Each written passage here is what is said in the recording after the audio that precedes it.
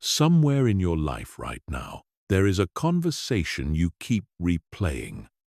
A comment that felt strange, but you couldn't say why. A promise that was made and quietly broken. A moment where you apologized, even though somewhere deep down, you weren't sure what you had done wrong. If any of that sounds familiar, I want you to keep listening, because what you're about to hear may change the way you see every relationship in your life. Manipulation doesn't usually look like the movies. It isn't a villain twisting his mustache in the shadows. It isn't someone announcing their intentions. Real manipulation is quiet. It's patient. It hides inside kindness, inside concern, inside love, inside professionalism. It wears the mask of the people closest to you, the people you trust the most.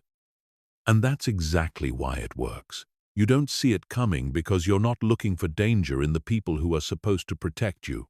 This isn't a book about paranoia.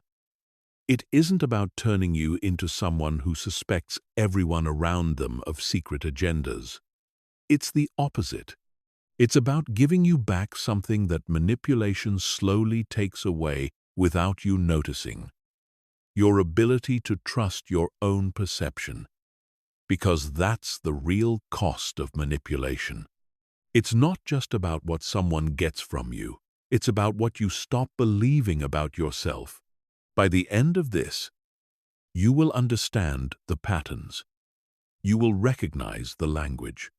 You will feel the shift in your body before your mind even catches up. And once you see it, you will never be able to unsee it again. That is both the gift and the weight of what you're about to learn.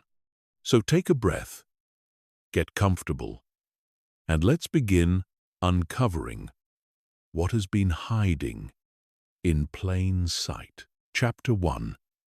The manipulator doesn't look like a villain. If you're waiting for a monster, you're going to miss the person standing right in front of you. That's the first and most important truth to understand before anything else. The people who manipulate most effectively are rarely cruel in obvious ways. They are charming. They are likable. They are often generous, at least in the moments that matter for their image. They remember your birthday. They compliment you in front of others. They can be the funniest person in the room, the most supportive friend at your lowest point, the partner who seems on paper like exactly what you always wanted. This is not an accident. It is not a coincidence that manipulation and charisma so often walk hand in hand. Charm is a tool. It builds trust quickly, and trust is the exact currency a manipulator needs to operate. Once you trust someone, your guard comes down. You stop questioning their motives. You start giving them the benefit of the doubt, even when something inside you quietly flags that a line has been crossed. The warmth isn't fake in the sense that it feels fake to you in the moment. It's calculated in the sense that it's deployed strategically, even if the person doing it isn't fully conscious of the pattern themselves. Here is something that might be hard to accept. Many people who manipulate others don't see themselves as manipulators. They see themselves as persuasive, as someone who simply knows how to get what they want, as someone who is just better at reading people and using that skill to their advantage. The absence of a mustache-twirling villain in their own self-image is part of what makes them so effective, and part of what makes it so hard for you to name what's happening.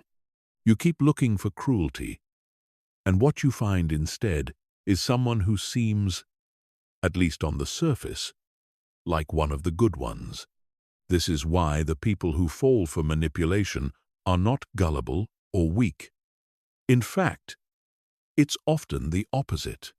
Empathetic people, people who assume good intentions in others, people who are used to giving grace and looking for the best in people, are the easiest to manipulate precisely because they extend trust generously. If you are a person who tends to believe the best about others, who forgives quickly, who assumes people mean well, you are not flawed for that.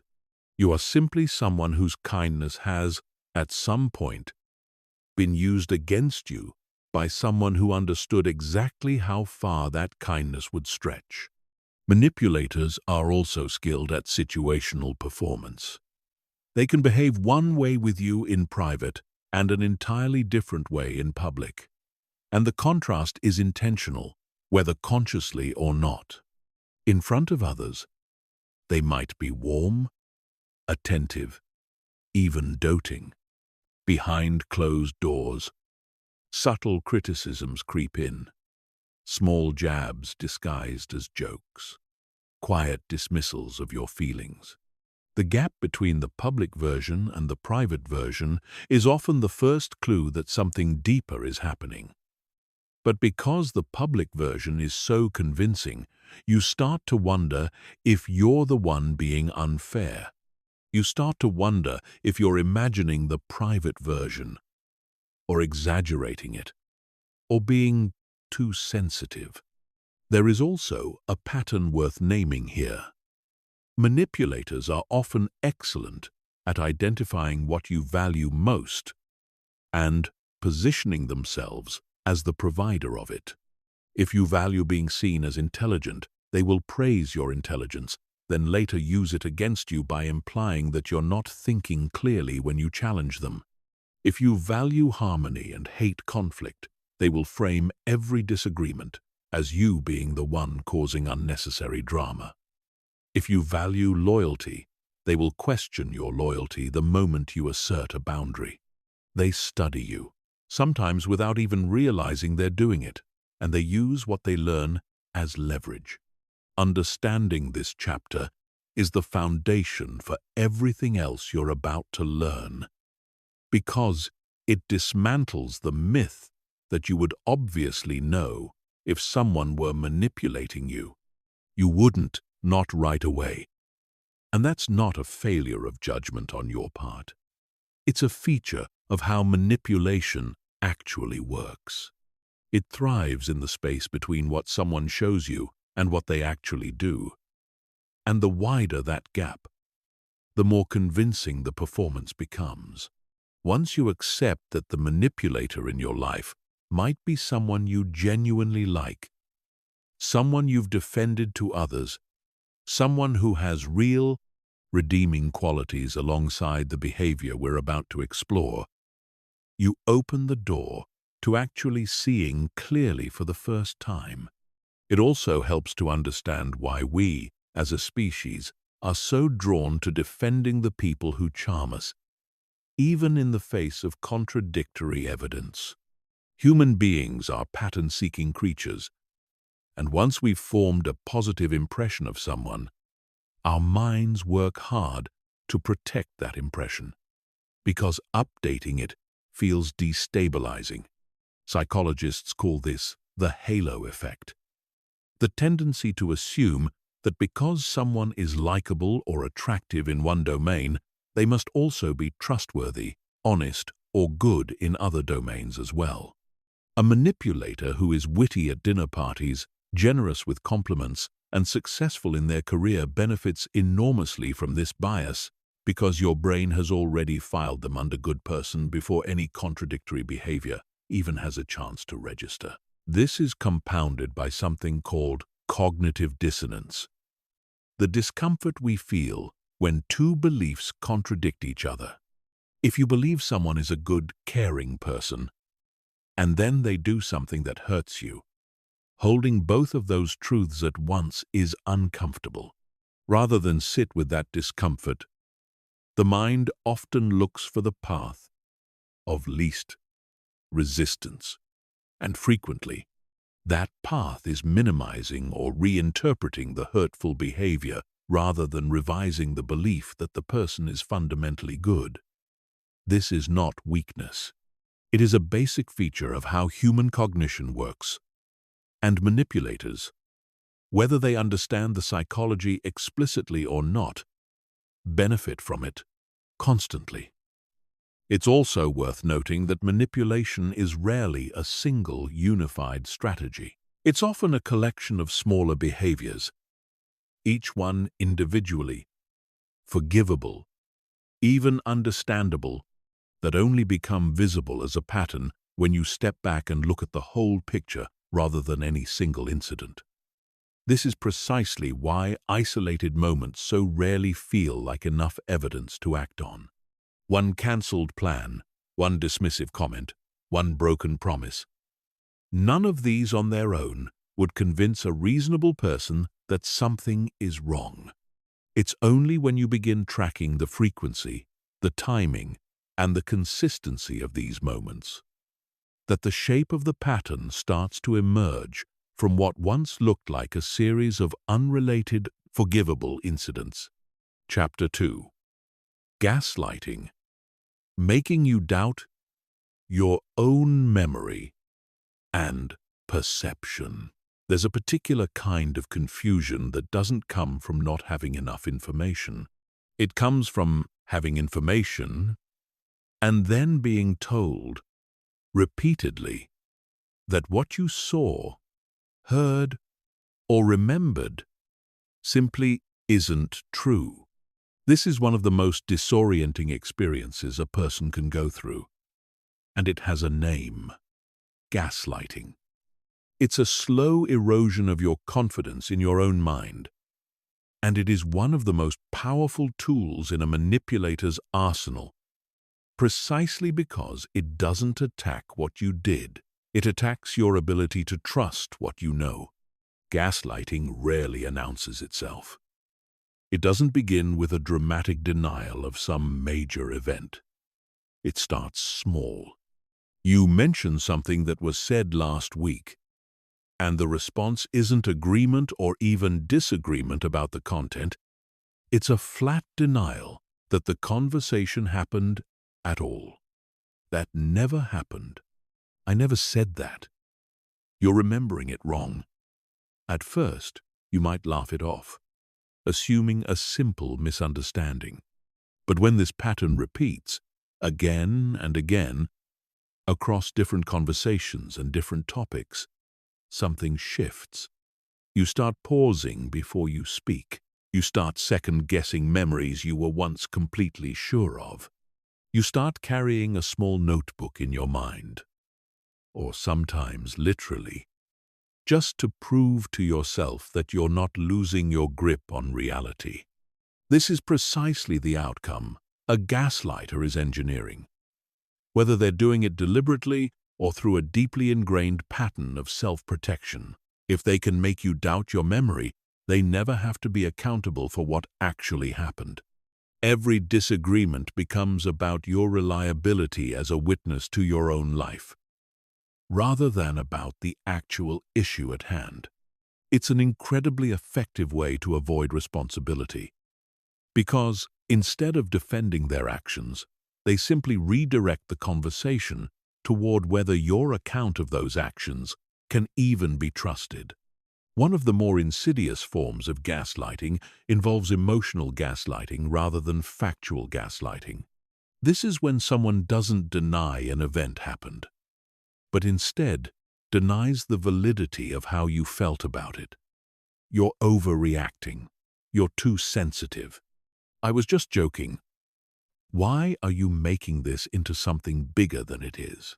This form is particularly damaging because it doesn't just ask you to doubt your memory. It asks you to doubt your emotional responses altogether, to see your own feelings as the problem rather than as valid information about your experience. Over time, this can lead someone to suppress their emotional reactions entirely, not because the feelings went away, but because they've learned that expressing them leads to being told they're wrong for having them in the first place. Gaslighting also frequently uses selective memory and shifting narratives as tools.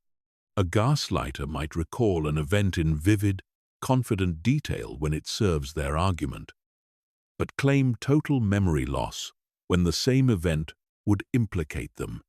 This inconsistency is rarely called out in the moment because the confidence with which each version is delivered makes it hard to challenge. Confidence, unfortunately, is often mistaken for accuracy. A person who states something with total certainty feels more believable than a person who is trying to piece together a memory honestly and admit some uncertainty in the process, and manipulators intuitively understand this dynamic, even if they've never studied psychology a day in their life. The long-term effect of sustained gaslighting is what's sometimes described as an erosion of epistemic trust in the self. That's a technical way of saying you stop trusting your own perception of reality. You start needing external validation for even simple, obvious things. Did that really happen? Or am I making it up? Am I being too sensitive? Or is this actually hurtful? This is exhausting. And it's meant to be, in the sense that a person who is constantly second-guessing themselves becomes far easier to control, far less likely to assert a boundary, and far less confident in confronting the manipulator directly, because confrontation requires a baseline level of certainty that gaslighting is specifically designed to dismantle. If you recognize this pattern in a relationship in your life, know this: the confusion you feel is not a sign that you're losing your grip. It's a sign that you have been on the receiving end of a very real, very documented psychological tactic. Your memory doesn't need to be perfect to be trustworthy. Nobody's is. What matters is the pattern. If you find yourself constantly doubting your own experience around one particular person, while your memory and perception feel intact and reliable everywhere else in your life, that contrast is the clue. It's not you. It's the relationship. There's a practical countermeasure worth understanding here, one that people who have escaped gaslighting relationships often describe as the turning point in reclaiming their clarity: documentation. Not as an act of paranoia, but as an act of self-trust. Writing down what was actually said, when a decision was actually made, how a conversation actually unfolded, creates an external record that doesn't bend under pressure the way memory sometimes can, especially memory that has already been destabilized by repeated denial. This isn't about building a legal case against someone. It's about giving yourself something solid to stand on when the ground keeps shifting beneath your feet. It's also important to distinguish gaslighting from ordinary disagreement, because not every instance of someone remembering things differently than you is manipulation. Genuine memory differences happen constantly between people, even in the healthiest relationships, simply because human memory is reconstructive rather than a perfect recording.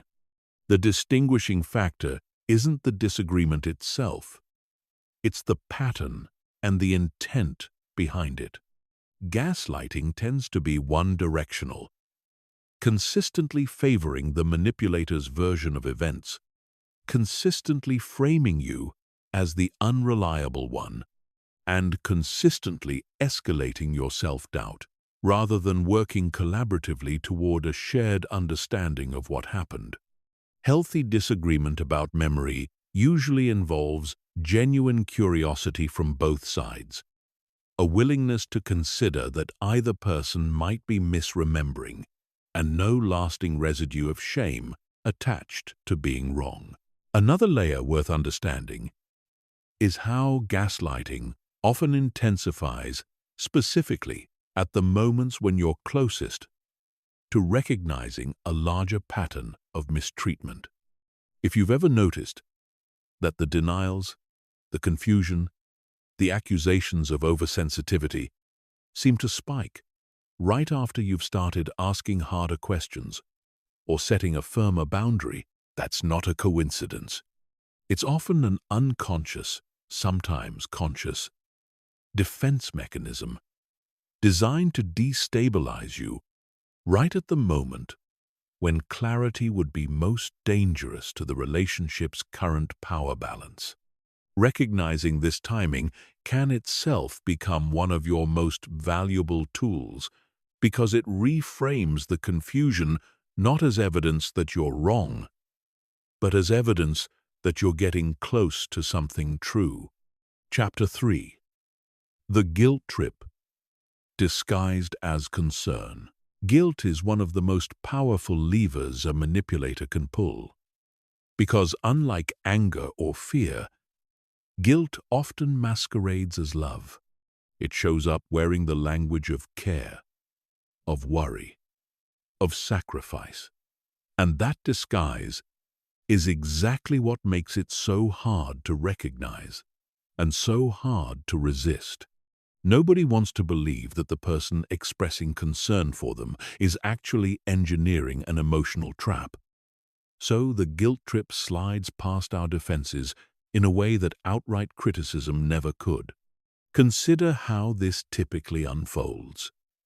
You make a decision, perhaps a completely reasonable one, to prioritize your own needs, your own time, your own boundaries. Maybe you decline an invitation because you're exhausted. Maybe you choose not to lend money you can't afford to lose. Maybe you simply say no to something you don't want to do. Instead of a direct response to that decision, what often follows is a wave of concern that somehow, no matter how the words are arranged, always circles back to how your choice has hurt or worried the other person. I just don't understand why you do that to me after everything I've done for you. I guess I'll just handle it myself. Like always, it's fine. Don't worry about me. I'll figure it out on my own. Again, notice what's happening in each of those responses. None of them directly address the actual decision you made. Instead, they reroute the conversation toward your guilt, positioning your reasonable choice as an act of harm against someone who has sacrificed for you, or who is suffering because of you, or who is being abandoned by you. The goal isn't necessarily conscious cruelty. Often, the person doing this genuinely feels hurt or anxious, but the effect, regardless of intention, is the same. You are made to feel responsible for managing their emotional state, even when your original decision had nothing to do with them at all. This tactic is particularly effective because it often invokes real history. A manipulator skilled in the guilt trip will reference genuine sacrifices they've made for you in the past, real moments of support or generosity, and use those moments as leverage in the present. This makes the guilt trip feel earned rather than manufactured. After all, they really were there for you during that difficult time. They really did help you move, or lend you money, or show up when you needed them. The problem isn't that these moments didn't happen. The problem is how they're being used now as a running tally designed to keep you in perpetual debt, obligated to say yes, regardless of what you actually want or need in this moment. There's a particular phrase pattern worth learning to recognize, because once you hear it, you'll start noticing it everywhere. It's the phrase that begins with reassurance and ends with the exact opposite.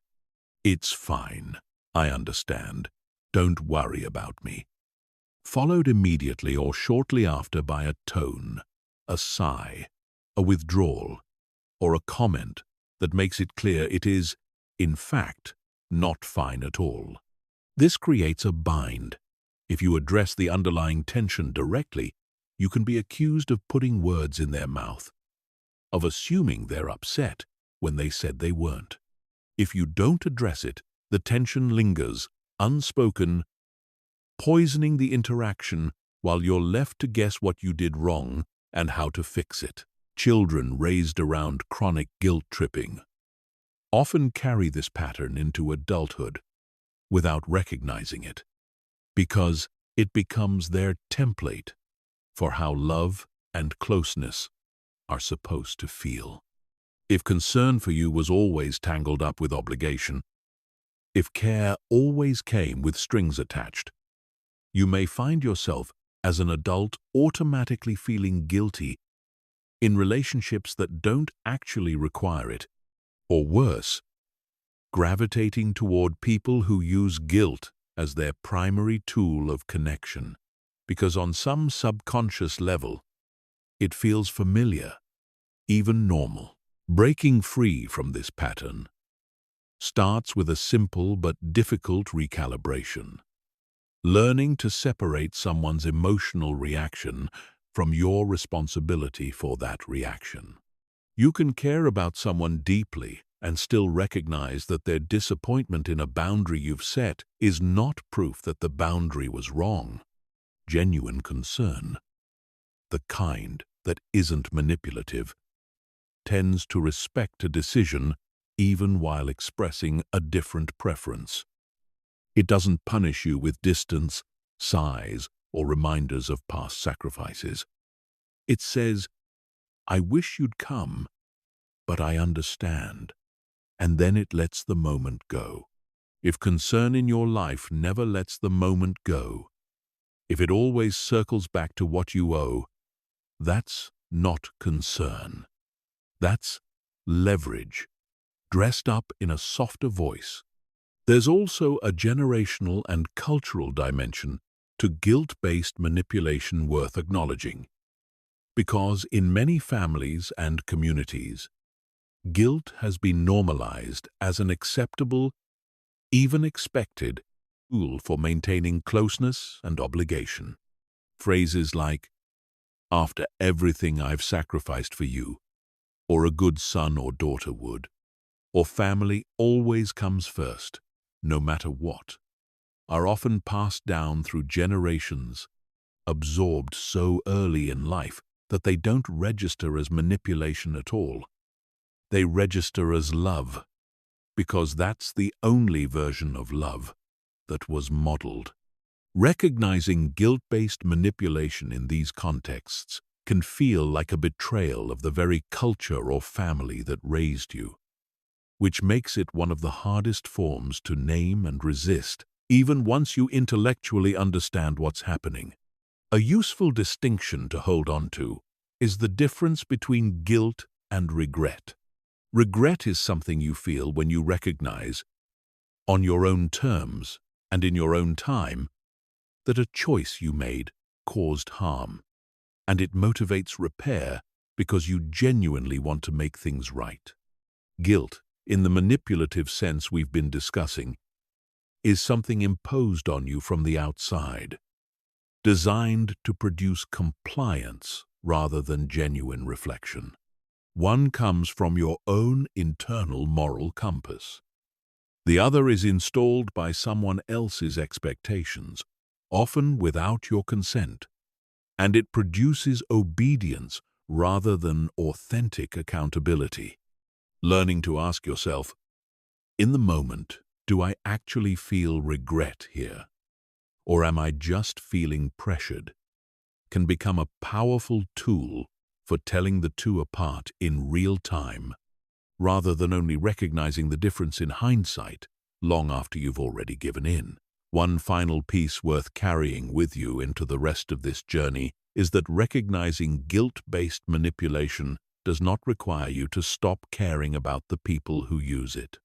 You can love your parent, your partner, your friend, and still refuse to let their disappointment dictate every choice you make. Compassion for someone's pain and responsibility for causing that pain are two entirely different things. And confusing them is exactly what keeps this cycle running for years, sometimes for entire lifetimes, sometimes across generations, until someone finally learns to tell the difference and chooses deliberately to do things differently. Chapter 4. Love bombing and intermittent reinforcement. At the very beginning, it can feel like the best thing that has ever happened to you. The attention is intoxicating. The compliments arrive constantly. You are told, often within days or weeks of meeting someone, that you are different from everyone else they've ever known, that you understand them in a way no one else ever has, that this connection is rare, is fated, is unlike anything either of you has experienced before. Gifts appear. Messages flood in throughout the day. Plans for the future are discussed with startling speed. This is love bombing. And while it can genuinely feel like falling in love, it is also one of the most effective tools a manipulator uses to fast-track your trust and lower your natural defenses before you've had time to actually get to know them. The purpose of love bombing isn't necessarily conscious deception in every case. Sometimes it comes from a person's own genuine excitement and lack of emotional regulation. But whether intentional or not, the effect is the same. It accelerates intimacy far beyond what would naturally develop through the slow, ordinary process of actually learning who someone is. And that acceleration matters because trust that is built quickly, without the friction of real time and real experience, is trust that hasn't been tested. You don't yet know how this person handles conflict, disappointment, boredom, or your own imperfections, because none of that has had time to surface. All you know is the version of them that has been performing at their absolute peak. And you've already handed over enormous emotional access based on that performance alone. Then, often, once you're emotionally invested, sometimes once a relationship, friendship, or business partnership has become harder to walk away from, the pattern shifts. This is where intermittent reinforcement enters, and it is, from a purely psychological standpoint, one of the most powerful conditioning tools that exists.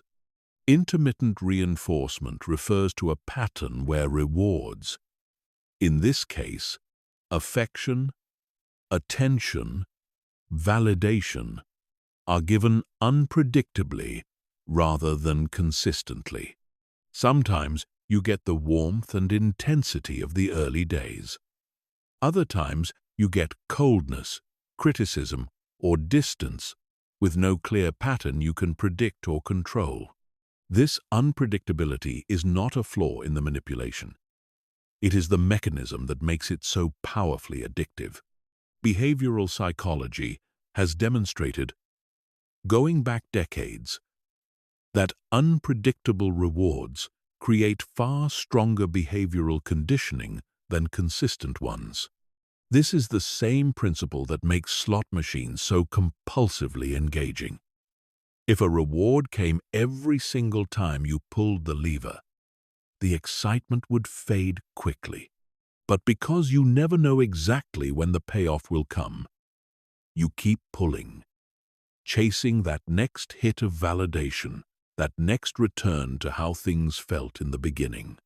In a relationship shaped by intermittent reinforcement, you find yourself working harder and harder, walking on eggshells, trying to figure out what will bring back the warmth, when the truth is that the coldness and the warmth were never actually about you at all. They were about maintaining control. This cycle creates a powerful trauma bond, a term used to describe the confusing, intense attachment that forms specifically because of the highs and lows, not despite them. The relief you feel when the affection returns after a period of coldness is so profound that it gets mistaken for deep love, when in reality, much of that intensity is simply your nervous system recovering from stress. You end up chasing the relief itself, which keeps you tethered to the very person creating the distress in the first place. Recognizing this pattern requires an honest look at the rhythm of the relationship, not just the individual moments within it. Ask yourself whether the warmth in your life feels earned through consistent, trustworthy behavior over time, or whether it feels like something you have to work for, wait for, or walk on eggshells to maintain. Healthy affection tends to be steady.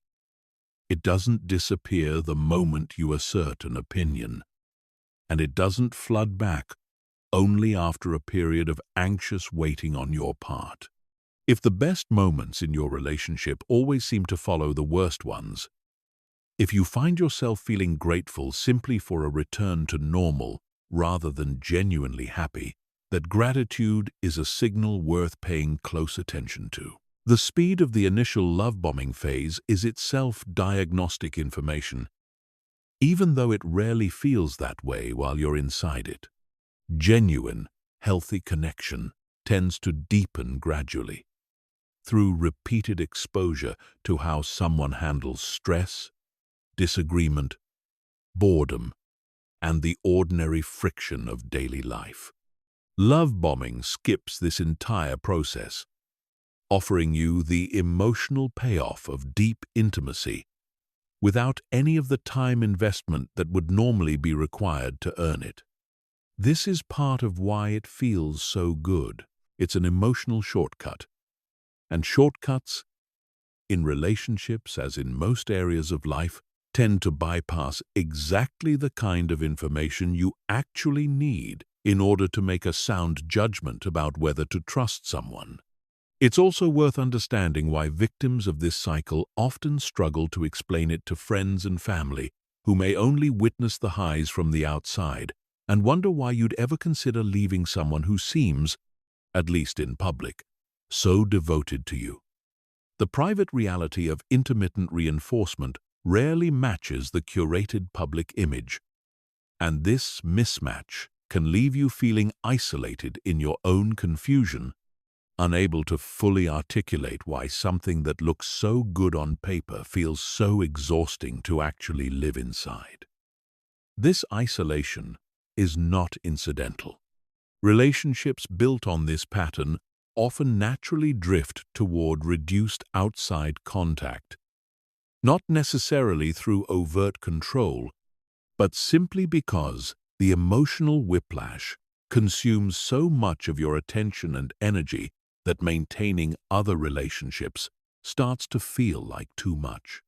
Recognizing this drift and consciously fighting to maintain outside perspective through friends, family, or a therapist is one of the most protective things you can do while you work out what's actually happening inside the relationship. Chapter 5. The Silent Treatment and Strategic Withdrawal. Silence can be a form of rest. It can be a form of processing, a healthy pause when someone genuinely needs space to collect their thoughts before continuing a difficult conversation. But there is another kind of silence entirely. One that isn't about needing space at all. It's a weapon, deployed with precision, designed not to create room for reflection, but to create punishment through absence. This is the silent treatment. And when it's used manipulatively, it is one of the most psychologically painful tactics a person can experience, precisely because it withholds the one thing we need most in conflict: communication. Human beings are wired for connection at a level so fundamental that social rejection activates some of the same regions of the brain associated with physical pain. This isn't metaphorical. It's been demonstrated through research into social exclusion. When someone you're close to suddenly goes cold, refuses to respond, refuses to acknowledge you, your nervous system doesn't just register mild inconvenience. It registers threat. This is precisely why the silent treatment works so effectively as a manipulation tactic. It isn't just uncomfortable. It hits a survival-level alarm system that most people will do almost anything to turn off. The manipulative silent treatment tends to have a distinct signature that separates it from a healthy need for space. A healthy pause usually comes with some acknowledgement. I need some time. Before we keep talking about this, I'll come back to it tomorrow. There's a beginning and an implied end, and there's still a thread of connection, even in the pause. The manipulative version, by contrast, offers no explanation and no timeline.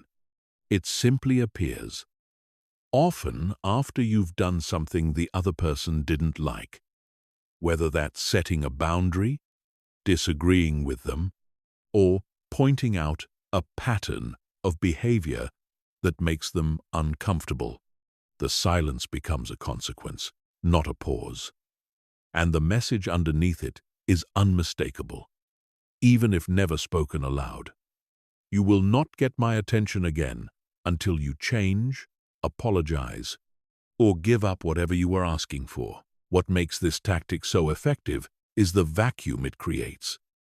Humans are meaning-making creatures. We cannot tolerate ambiguity for long, especially in close relationships. And silence is the ultimate ambiguity. Without words to explain what's happening, your mind rushes to fill the void. And it almost always fills it with self-blame. What did I do wrong? Did I take it too far? Maybe I shouldn't have said anything at all. This self-interrogation is not accidental collateral damage. It is, in many cases, the entire point. The silence forces you to do the emotional labor of guessing, apologizing, and appeasing, often for something you didn't actually do wrong in the first place, simply because the discomfort of the silence becomes unbearable enough that you'll say almost anything to end it. There's also a subtler version of strategic withdrawal that doesn't involve total silence, but rather a cooling of warmth. Short, clipped responses. A noticeable delay in replies that used to come instantly. A change in tone, from affectionate to flat, from engaged to distracted. This partial withdrawal can be even harder to name than full silence, because it's deniable. If you bring it up, you can be told nothing is wrong, that you're imagining a shift that isn't really there, which loops directly back into the gaslighting pattern discussed earlier. These tactics rarely operate in isolation. They tend to reinforce one another, layering confusion on top of confusion until you're no longer sure what's real. The way out of being controlled by this pattern isn't to match silence with silence, or to chase the withdrawal with increasingly desperate attempts to restore connection. Both responses, understandable as they are, tend to reinforce the cycle by proving that withdrawal successfully gets a reaction out of you. Instead, recognizing the pattern for what it is, a tactic, rather than a natural consequence of your behavior, allows you to respond differently. You can acknowledge that someone needs space without abandoning your own sense of what actually happened. You can hold the line on a boundary even while someone withdraws in response to it. The silence, painful as it may feel in the moment, does not have the power to make you wrong. It only has the power you give it by mistaking someone's strategic absence for proof of your own guilt. It also helps to understand the difference between someone who withdraws because they are genuinely overwhelmed and someone who withdraws as a form of control, because the two can look nearly identical from the outside, while coming from entirely different places internally. A person who is truly overwhelmed and needs space will, in most cases, eventually re-engage with some acknowledgement of the gap. Even a simple "sorry I went quiet, I needed some time." A person using withdrawal as control tends to reappear only once you've made the first move. Once you've reached out, apologized, or given up whatever ground they wanted you to give up, and their return is rarely accompanied by any acknowledgement of the impact the silence had on you. The absence of accountability upon return is often more revealing than the silence itself. There is also a physiological piece worth understanding, because knowing what's happening in your body during these episodes can help you respond more deliberately rather than purely reactively.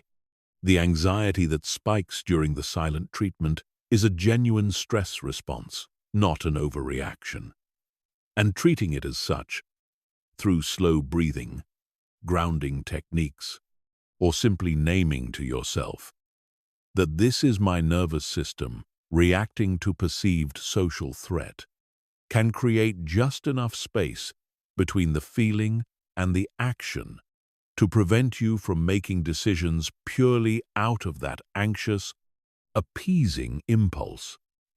The goal isn't to stop feeling the discomfort of the silence altogether. It's to stop letting that discomfort make every decision for you.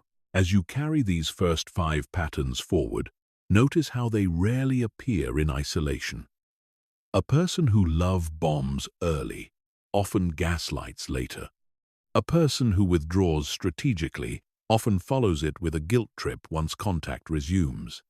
These tactics reinforce one another, forming a system rather than a series of unrelated incidents. And seeing that system clearly is the first real step toward no longer being caught inside it without realizing it. The chapters ahead will build directly on this foundation, moving into even subtler and more sophisticated patterns. So keep what you've learned here close, because you'll need it for what comes next. Chapter 6. Moving the goalposts and shifting the blame. There's a particular kind of exhaustion that comes from doing everything asked of you and still somehow ending up in the wrong. You apologize when you're told an apology is needed. You change the behavior that was flagged as the problem. You meet the condition that was supposedly standing between you and resolution. And yet, instead of relief, instead of the conflict finally settling, a new complaint appears. A new standard you failed to meet. A new reason why things still aren't okay.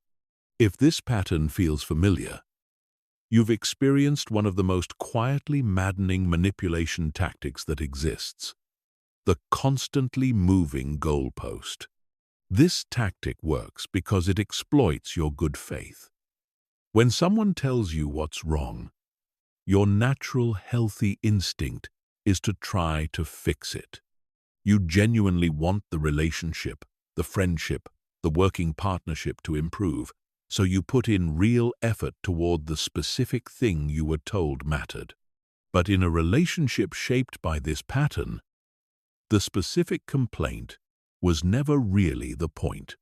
The point was maintaining a position of being wronged, a position that gives the other person ongoing leverage, ongoing justification for distance, criticism, or control. Once you meet one condition, meeting it threatens that leverage. So a new condition has to appear to preserve it, whether or not the person doing this is fully aware that's what they're doing. You can often recognize this pattern by looking at the emotional tone that follows your effort. In a healthy relationship, genuine repair after conflict tends to produce warmth, even relief, a sense of things settling and moving forward. In a relationship shaped by shifting goalposts, your effort is met instead with a strange flatness, a quick pivot to a new grievance, or an unspoken sense that nothing you do is ever quite enough. Over time, this creates a particular kind of learned helplessness. a quiet belief that you are simply someone who gets things wrong, who can never fully satisfy the people around you, when the truth is that satisfaction was never actually the goal of the interaction in the first place. This learned helplessness deserves a closer look, because it explains why people who are otherwise capable, competent, and confident in other areas of their life can find themselves shrinking specifically within one particular relationship. Competence in your career, your friendships, your other family relationships doesn't disappear. What happens instead is far more localized.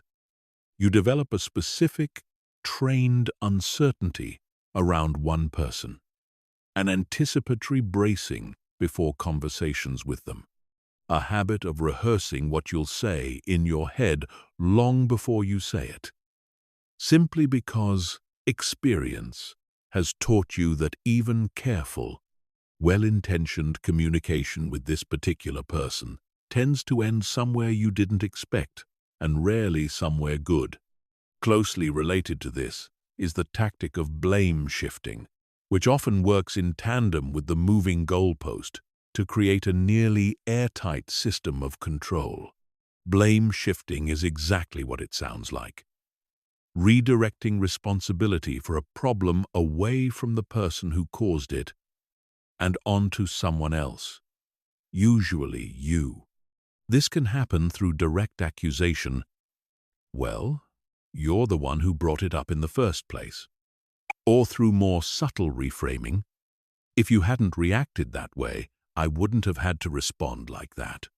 Notice how, in both examples, the original action, the thing that actually started the conflict, disappears entirely from the conversation, replaced instead by a focus on your reaction to it. This reframing is powerful because it's technically not always false.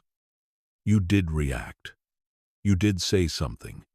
There is often a kernel of truth buried inside the blame shift, and manipulators are skilled at magnifying that kernel until it eclipses the actual originating behavior entirely. The conversation stops being about what they did and starts being about how you responded to what they did. And suddenly you find yourself apologizing for your reaction to being hurt, rather than receiving any acknowledgement for the hurt itself. This is one of the clearest signs that you're dealing with blame shifting rather than a genuine, mutual working through of conflict. The complete absence of the original action from the final resolution of the conversation. A particularly effective version of blame shifting involves projecting the manipulator's own behavior onto you. Someone who is being dishonest accuses you of not being truthful with them. Someone who is being controlling accuses you of trying to control the relationship. This isn't always a calculated strategy. Sometimes it emerges from genuine psychological discomfort with recognizing one's own behavior, a defense mechanism that redirects an uncomfortable truth outward rather than confronting it internally. But regardless of the underlying motivation, the effect on you is the same. Confusion, self-doubt, and the exhausting sensation of defending yourself against an accusation that, on some level, seems to actually describe the person making it far better than it describes you. Recognizing both of these patterns requires you to become an observer of outcomes rather than just individual conversations. Ask yourself honestly, when conflicts happen in this relationship, do they ever actually resolve, or does the resolution keep sliding just out of reach every time you get close to it? Does accountability ever flow toward the other person, or does it always, eventually, land back on you, regardless of how the conflict started? These questions, asked honestly and over enough time, tend to reveal the pattern far more clearly than any single incident ever could, because the moving goalpost and the blame shift are, by design, nearly invisible in isolation and only fully visible in aggregate. There is also a specific emotional toll that comes from living inside this pattern for an extended period, one that's worth naming directly, because it often gets mistaken for a personal failing rather than a predictable consequence of the dynamic itself. People who have spent years trying to satisfy someone whose standards keep shifting often develop a chronic, low-grade anxiety around that person's approval. A sense of never quite being able to relax, never quite being able to trust that things are actually fine, even during periods of apparent calm. This isn't oversensitivity. It's an accurate, learned response to a genuinely unpredictable environment. One where the rules of what counts as acceptable behavior keep changing without warning. Understanding this can help you extend yourself some compassion for the exhaustion you might be carrying, rather than adding self-criticism on top of an already unfair situation. It's worth adding one final distinction here, because not every instance of a resurfaced grievance is manipulation. Sometimes people genuinely have multiple, separate concerns, and addressing one doesn't magically resolve the others because they were never actually connected in the first place. The difference lies in whether the new concern feels like an honest, separate issue raised in good faith, or whether it feels suspiciously timed to appear right as the previous complaint was about to be resolved, conveniently keeping you in a permanent state of falling short. Trusting your own sense of that timing, rather than dismissing it as paranoia, is often more reliable than it feels in the moment. Chapter 7. The False Dichotomy Trap. One of the most subtle ways your autonomy can be taken from you doesn't involve anyone telling you what to do directly. It involves being handed a choice that only appears to be a choice. Two options presented as though they're the only possibilities, when in reality, a wider range of options existed all along. Options the manipulator simply didn't want you to see or consider. This is the false dichotomy, and it is a remarkably effective tool for controlling outcomes while maintaining the appearance that you were the one who freely decided. The structure usually sounds something like this. Either, you do this thing I want, or you clearly don't care about me, about us, about this relationship. Either you agree with my plan, or you're choosing to sabotage everything we've built together. Notice the architecture of that sentence.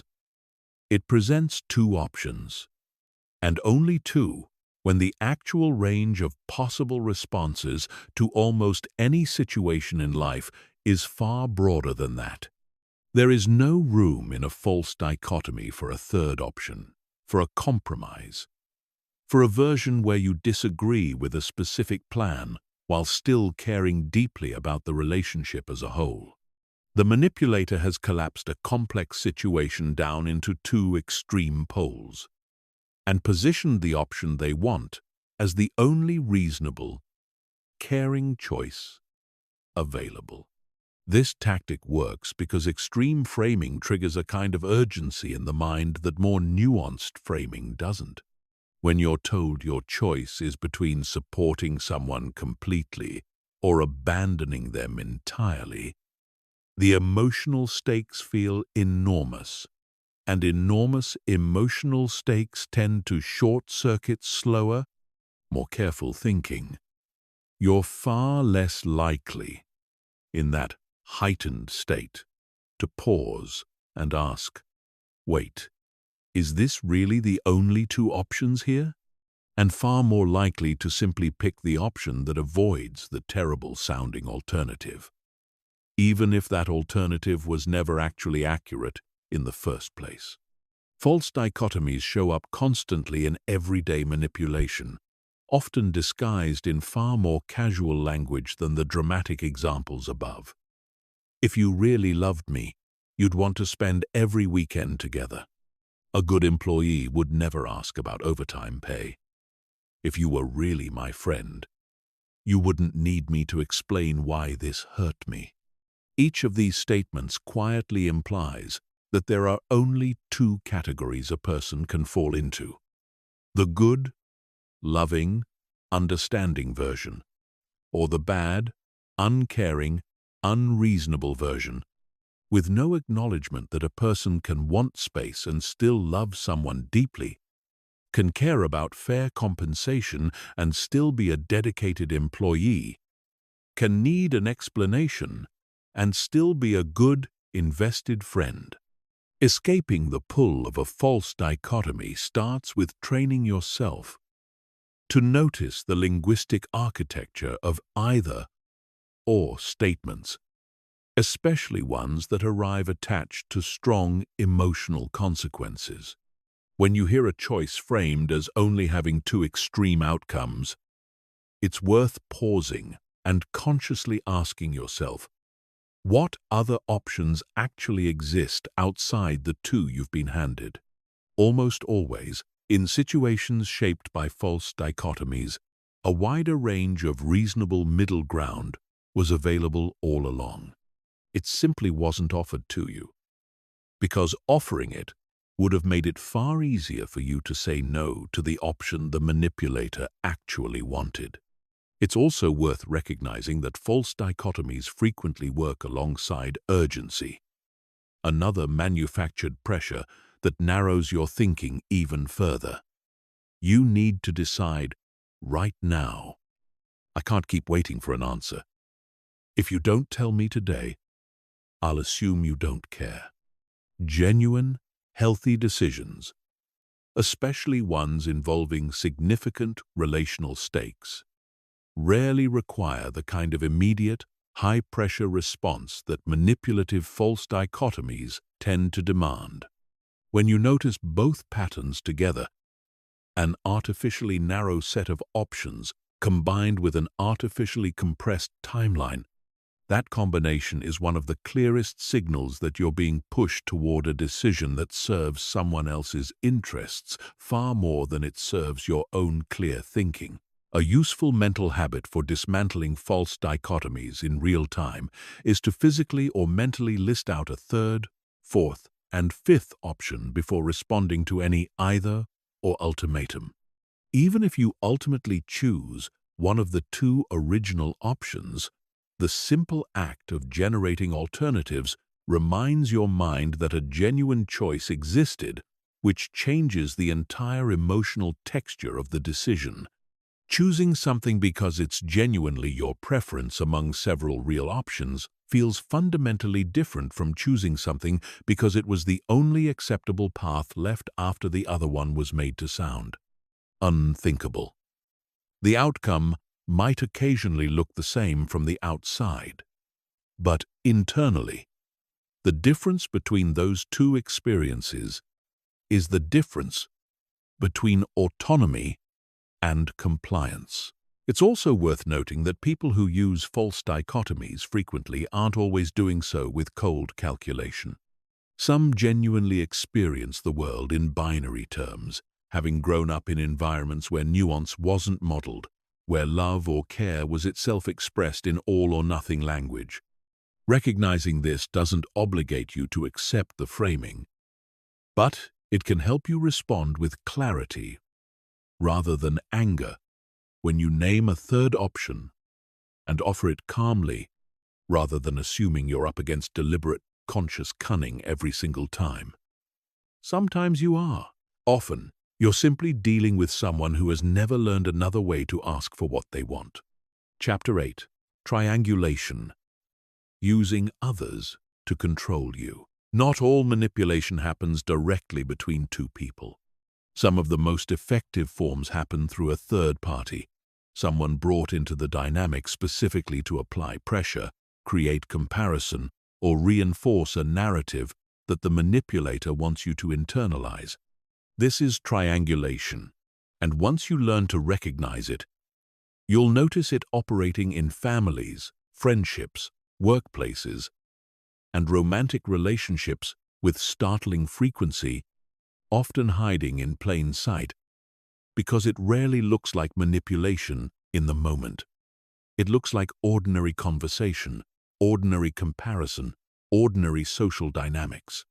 One of the most common forms of triangulation involves comparison to another person, real or sometimes even exaggerated, used specifically to create insecurity or compliance.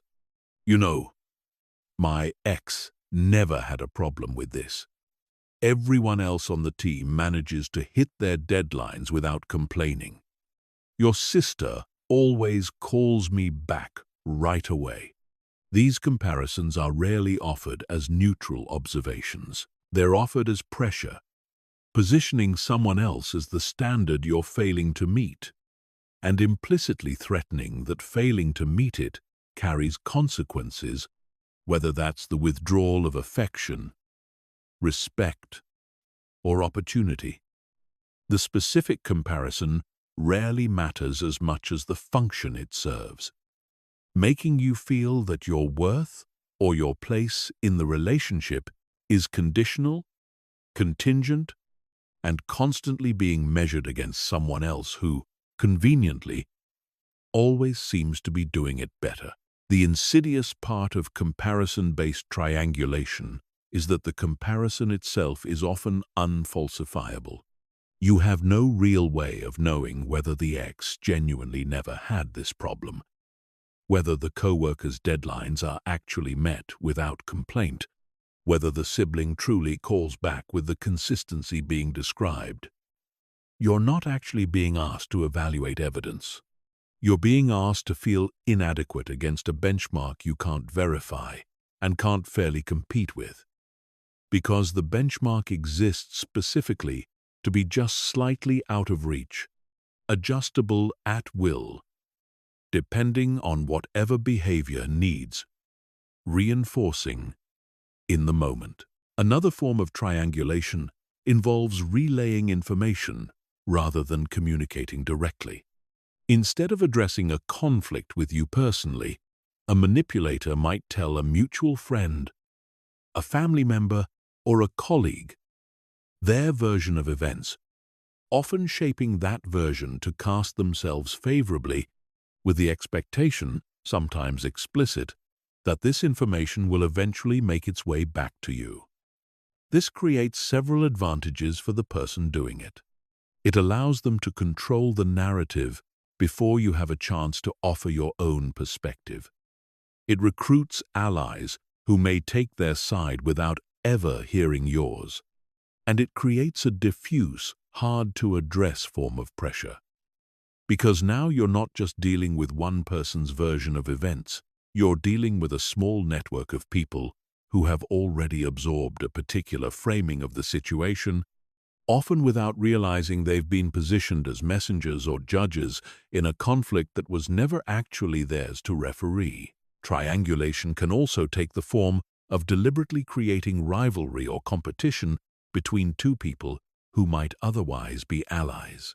In families, this often looks like favoring one sibling over another in ways that are just visible enough to create resentment between them, while the parent doing the favoring remains, conveniently, above the resulting conflict.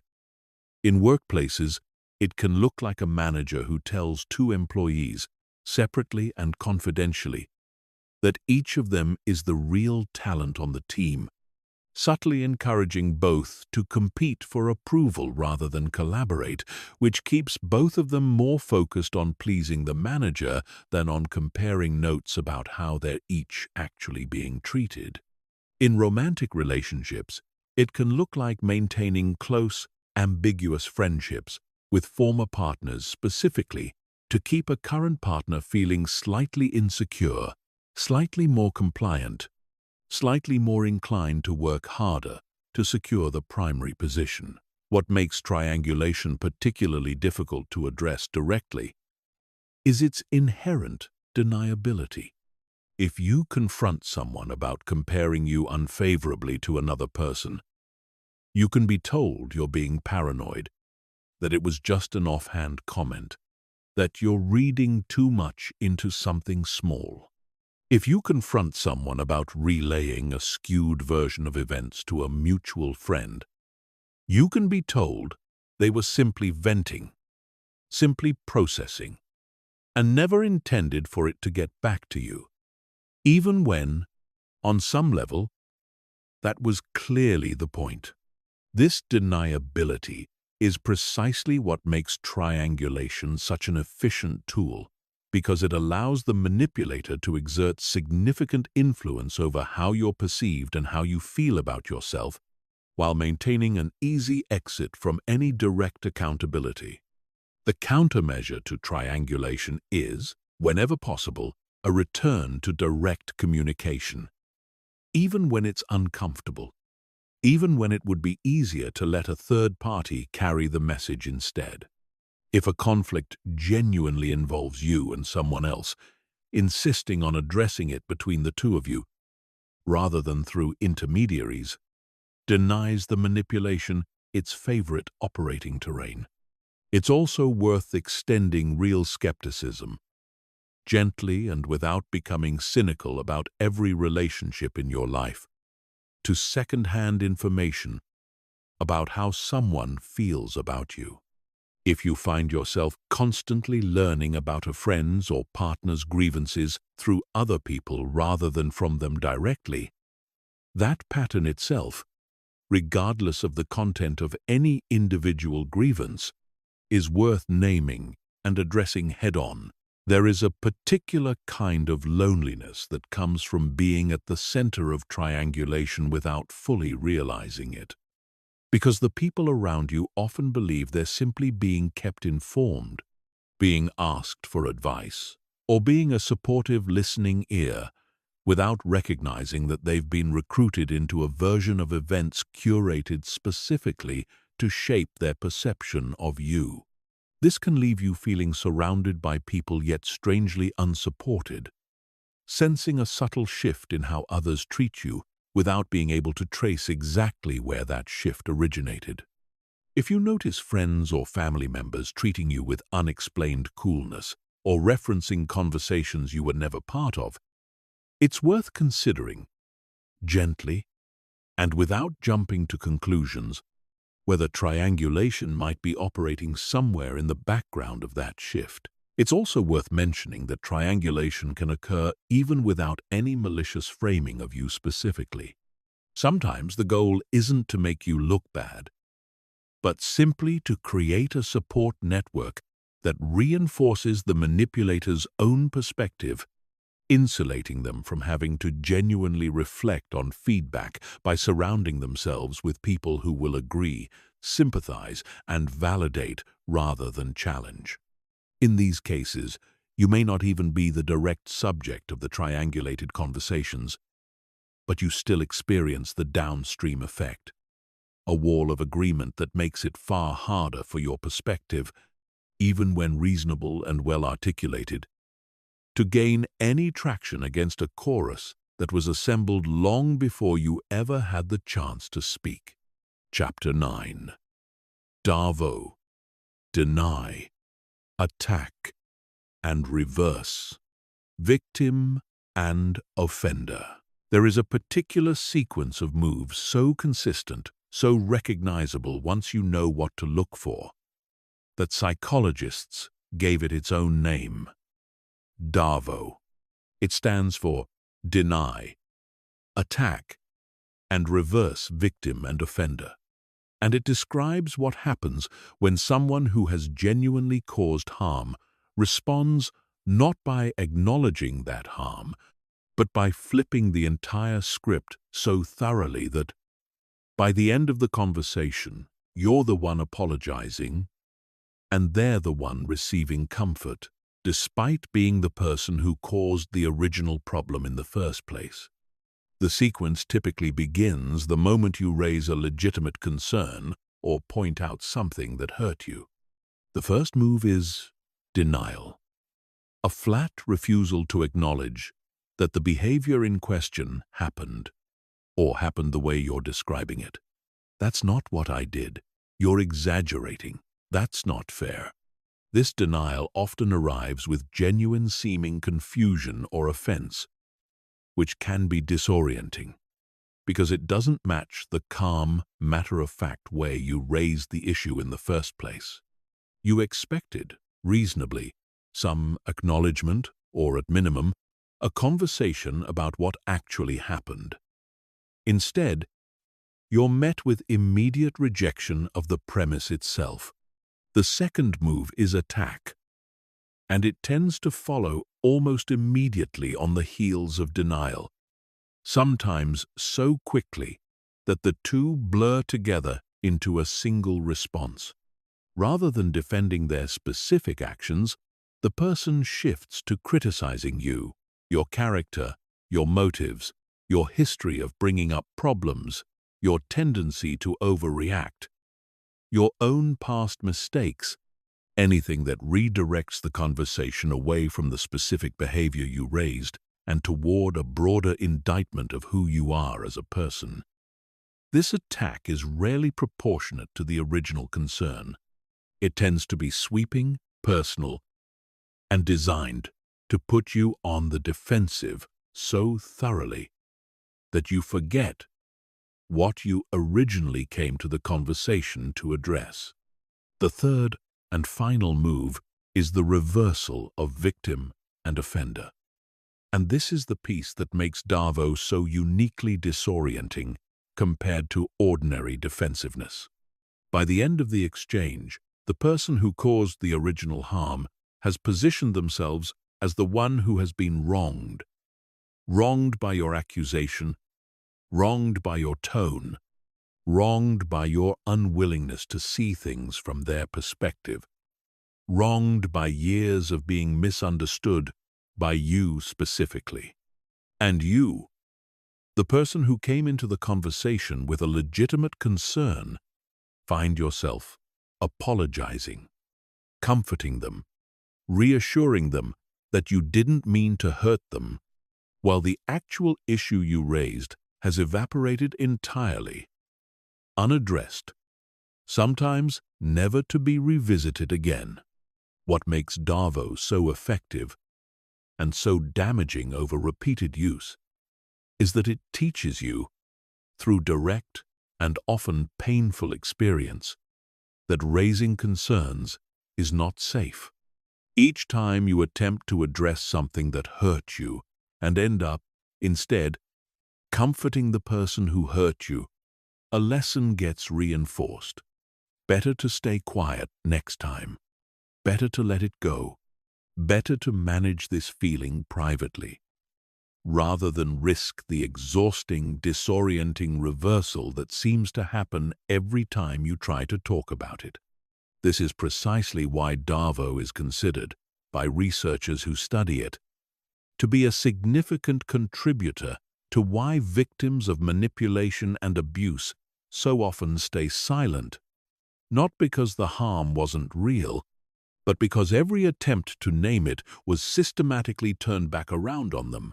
Recognizing Darvo in real time is genuinely difficult, because it happens fast, and because being on the receiving end of a sudden, sweeping attack triggers your own defensive instincts, pulling your attention toward self-protection rather than toward calmly observing the pattern unfolding. One of the most useful tools for recognizing it after the fact, if not always in the moment, is to ask yourself a simple question once the conversation has ended. Did the thing I originally brought up ever actually get addressed? If the honest answer is no, if the conversation somehow ended with you apologizing for something entirely different than what you raised, that's the signature of Darvo. And recognizing it, even retroactively, is the first step toward no longer being pulled through the same sequence again and again. One additional layer worth understanding is why Darvo tends to be so instinctively convincing, even to outside observers who witness it rather than experience it directly. Genuine victims of harm often display hesitant, uncertain, emotionally messy communication because processing real hurt rarely produces polished, confident delivery. The person deploying Darvo, by contrast, is often responding from a place of practiced self-protection, which can come across as far more composed, far more certain, far more convincing on a surface level, even though that composure has nothing to do with who actually caused the original harm.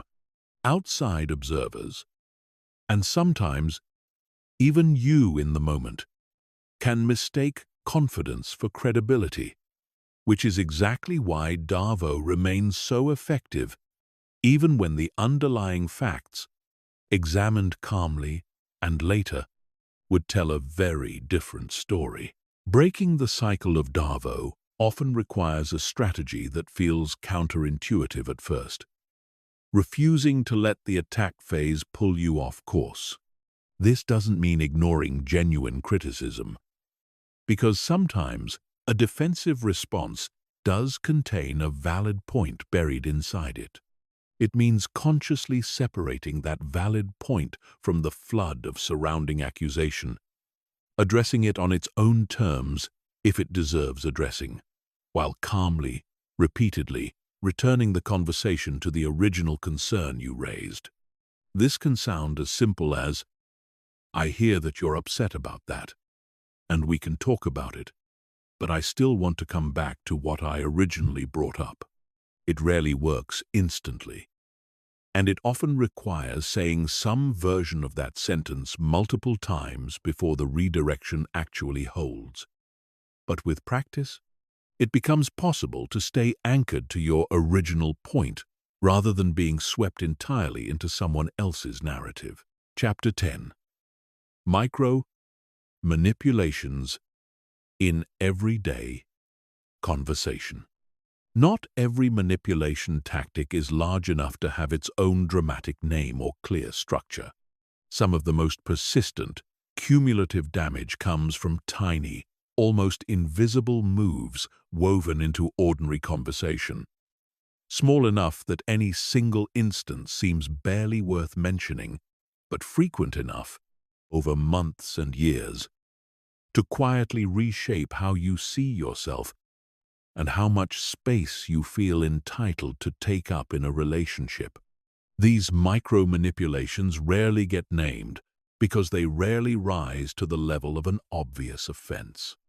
They operate instead through accumulation, and understanding them requires paying attention not to any single moment, but to patterns repeated so often they become invisible, like background noise you've stopped consciously hearing. One common micro-manipulation is the strategic use of humor to deliver criticism while maintaining deniability. A comment wrapped in a joke, delivered with a laugh, allows someone to say something genuinely hurtful while retaining the ability to accuse you of not being able to take a joke if you react to it. Wow! You actually finished something on time for once. Careful. Don't want you thinking too hard over there. Delivered with a smile, these comments create a bind. React, and you're humorless, oversensitive, unable to handle light teasing. Don't react, and the comment lands anyway, chipping away, bit by bit, at your confidence, with no opportunity to address it directly, because officially, nothing happened. It was just a joke.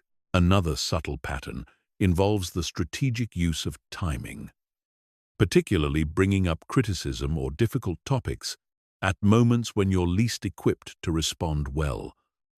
Right before an important meeting, right as you're walking out the door, right after you've shared something vulnerable and are least prepared to defend yourself. This timing is rarely acknowledged as intentional, and it may not always be fully conscious on the part of the person doing it, but the effect remains the same. You're consistently caught off guard, consistently processing difficult information without adequate time or emotional resources to respond thoughtfully, which tends to produce reactions that can later be characterized as overreactions, feeding back into the broader pattern of positioning you as the unreasonable one, interrupting, talking over, or subtly dismissing your points in conversation, especially in front of others, is another form of micromanipulation that accumulates significant damage over time despite seeming minor in any individual instance. When your ideas are consistently talked over, when your contributions in a group setting are consistently minimized or attributed to someone else, when your attempts to finish a thought are consistently cut short, a message gets communicated without ever being spoken aloud. Your perspective matters less here than everyone else's. This message doesn't need to be stated directly to be absorbed. Repeated small experiences of being talked over train the nervous system just as effectively as a direct statement would. Often more effectively, because there's no single moment to point to and object to. Withholding basic information that affects you, then expressing surprise or blame when you make a decision without that information, is another quiet but corrosive pattern. "Oh, I didn't think to mention the meeting got moved," followed by visible frustration when you show up at the wrong time, creates a scenario where you're consistently set up to fail through omission rather than direct sabotage, which makes the pattern almost impossible to prove or confront, since each individual omission can always be framed as an innocent oversight. Finally, one of the most pervasive micro-manipulations involves selectively responsive warmth, giving full attention, engagement, and affection only when you're discussing topics the other person finds interesting or flattering, and becoming visibly distracted, short, or disengaged the moment the conversation shifts to your needs, your interests, or your concerns. This selective attentiveness teaches you, gradually and without ever being explicitly stated, which topics are welcome in the relationship and which are tolerated at best. Over time, people on the receiving end of this pattern often stop bringing up their own needs altogether, not because those needs disappeared, but because years of subtle disengagement taught them that raising those needs simply wasn't worth the diminished warmth that followed. A closely related pattern involves the strategic use of forgetting, where things that matter to you, a date, a request, a piece of information you shared, seem to consistently slip away, while details that matter to the other person are remembered with perfect clarity. Once again, isolated forgetfulness is simply a normal feature of being human, and holding every lapse against someone would be both unfair and exhausting. But when the forgetting reliably runs in one direction, when your requests are the ones that fail to register while theirs never do, that asymmetry deserves attention, because consistent, selective forgetting often functions as a subtle way of communicating whose needs are considered a genuine priority and whose are considered optional. None of these micro-manipulations, on their own, would convince a reasonable observer that something is wrong. That's precisely what makes them so effective and so difficult to address directly. The path forward isn't to become hypervigilant about every joke, every interruption, every moment of distraction, since these things happen in every relationship, including healthy ones, without carrying any manipulative intent at all.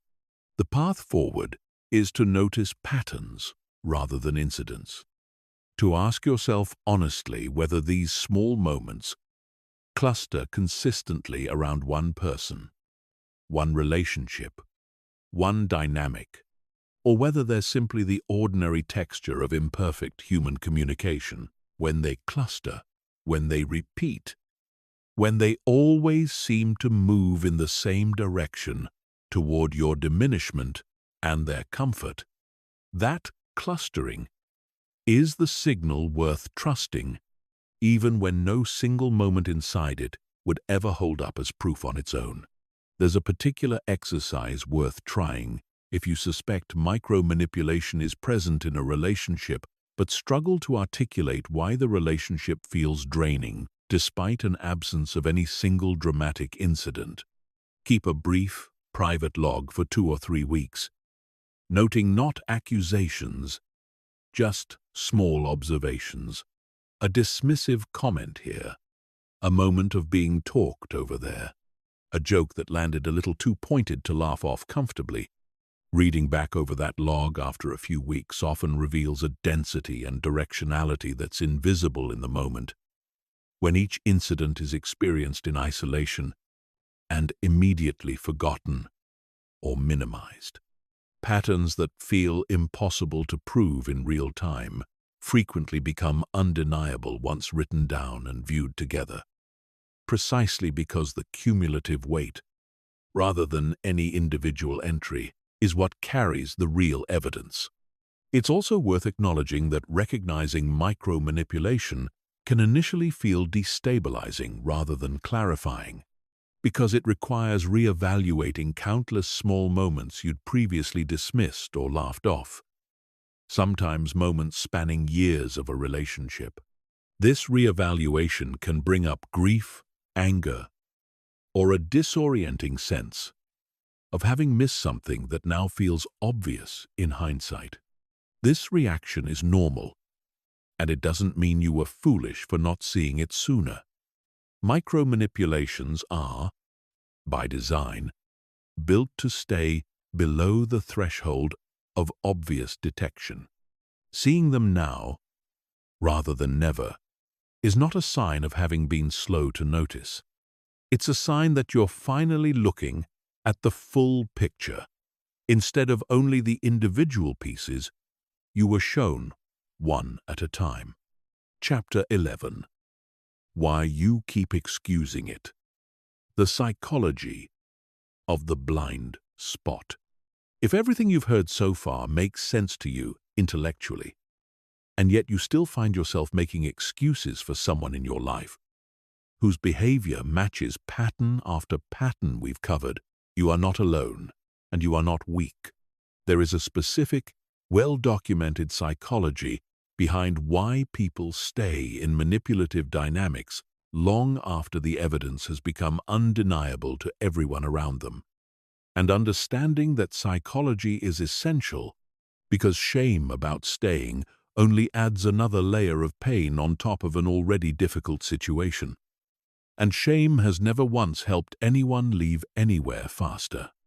The first and perhaps most powerful mechanism at work is what psychologists call the sunk cost fallacy applied to relationships.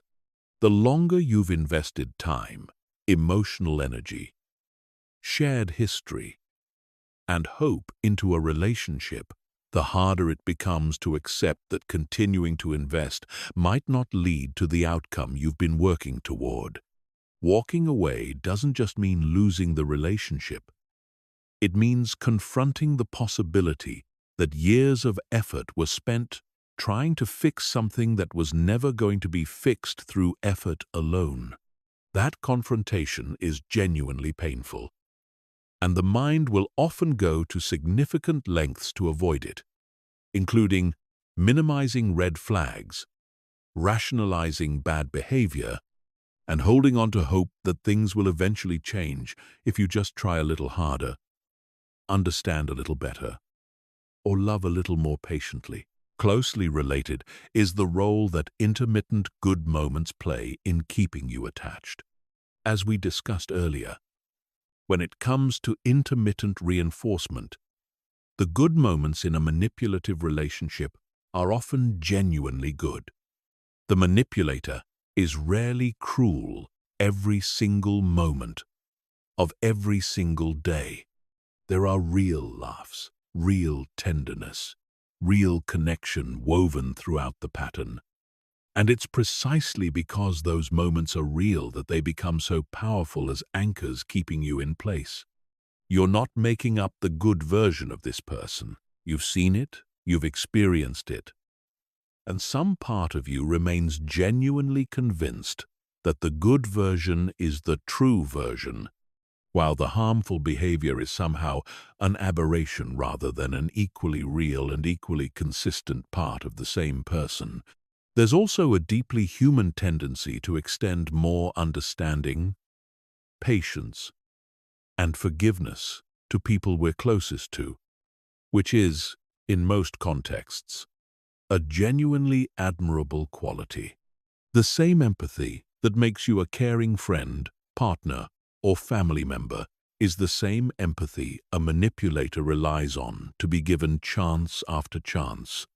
You find yourself constructing explanations on their behalf. They had a difficult childhood. They're under a lot of stress at work. They don't realize how their words land, and these explanations aren't necessarily wrong. People genuinely are shaped by their histories, and understanding someone's context can be a valuable, compassionate exercise. The problem arises when understanding why someone behaves a certain way gets quietly substituted for holding them accountable for the impact of that behavior, as though understanding the cause automatically excuses the consequence. Fear plays an enormous role as well, and it takes many forms depending on the specific relationship. Fear of being alone, fear of starting over, fear of confirming what friends or family have gently, or not so gently, been suggesting for a while, fear of financial instability, particularly in relationships involving shared finances, housing, or dependence. Fear that you're wrong about the whole thing, that you'll leave and later realize you overreacted, misjudged, or gave up on something that could have worked. This particular fear is especially potent precisely because gaslighting and blame shifting, covered earlier, have often already done significant work, eroding your confidence in your own judgment, making the prospect of trusting that judgment enough to walk away feel genuinely terrifying rather than simply difficult. These fears rarely operate independently of one another. In practice, they tend to layer and compound. Financial fear reinforcing fear of starting over, which reinforces fear of confirming what others have suspected, which reinforces the original doubt about whether your own read on the situation can even be trusted. Untangling this layered fear often benefits from breaking it into its individual components rather than trying to confront it as one overwhelming mass. Addressing the financial piece separately from the emotional piece, separately from the social piece, separately from the question of your own judgment, tends to make each individual fear feel more manageable. And manageable fear is far easier to move through than fear that remains vague, diffuse, and all-encompassing. Finally, there's a phenomenon worth naming directly because it rarely gets discussed openly. Many people excuse manipulative behavior because some version of it feels familiar from earlier in life, from a parent, an early relationship, a formative dynamic that shaped their template for what closeness is supposed to feel like. If chaos, unpredictability, or having to work hard for someone's approval was woven into your early experience of love, a relationship that replicates that pattern can feel, confusingly, more like home than a calmer, more stable relationship would.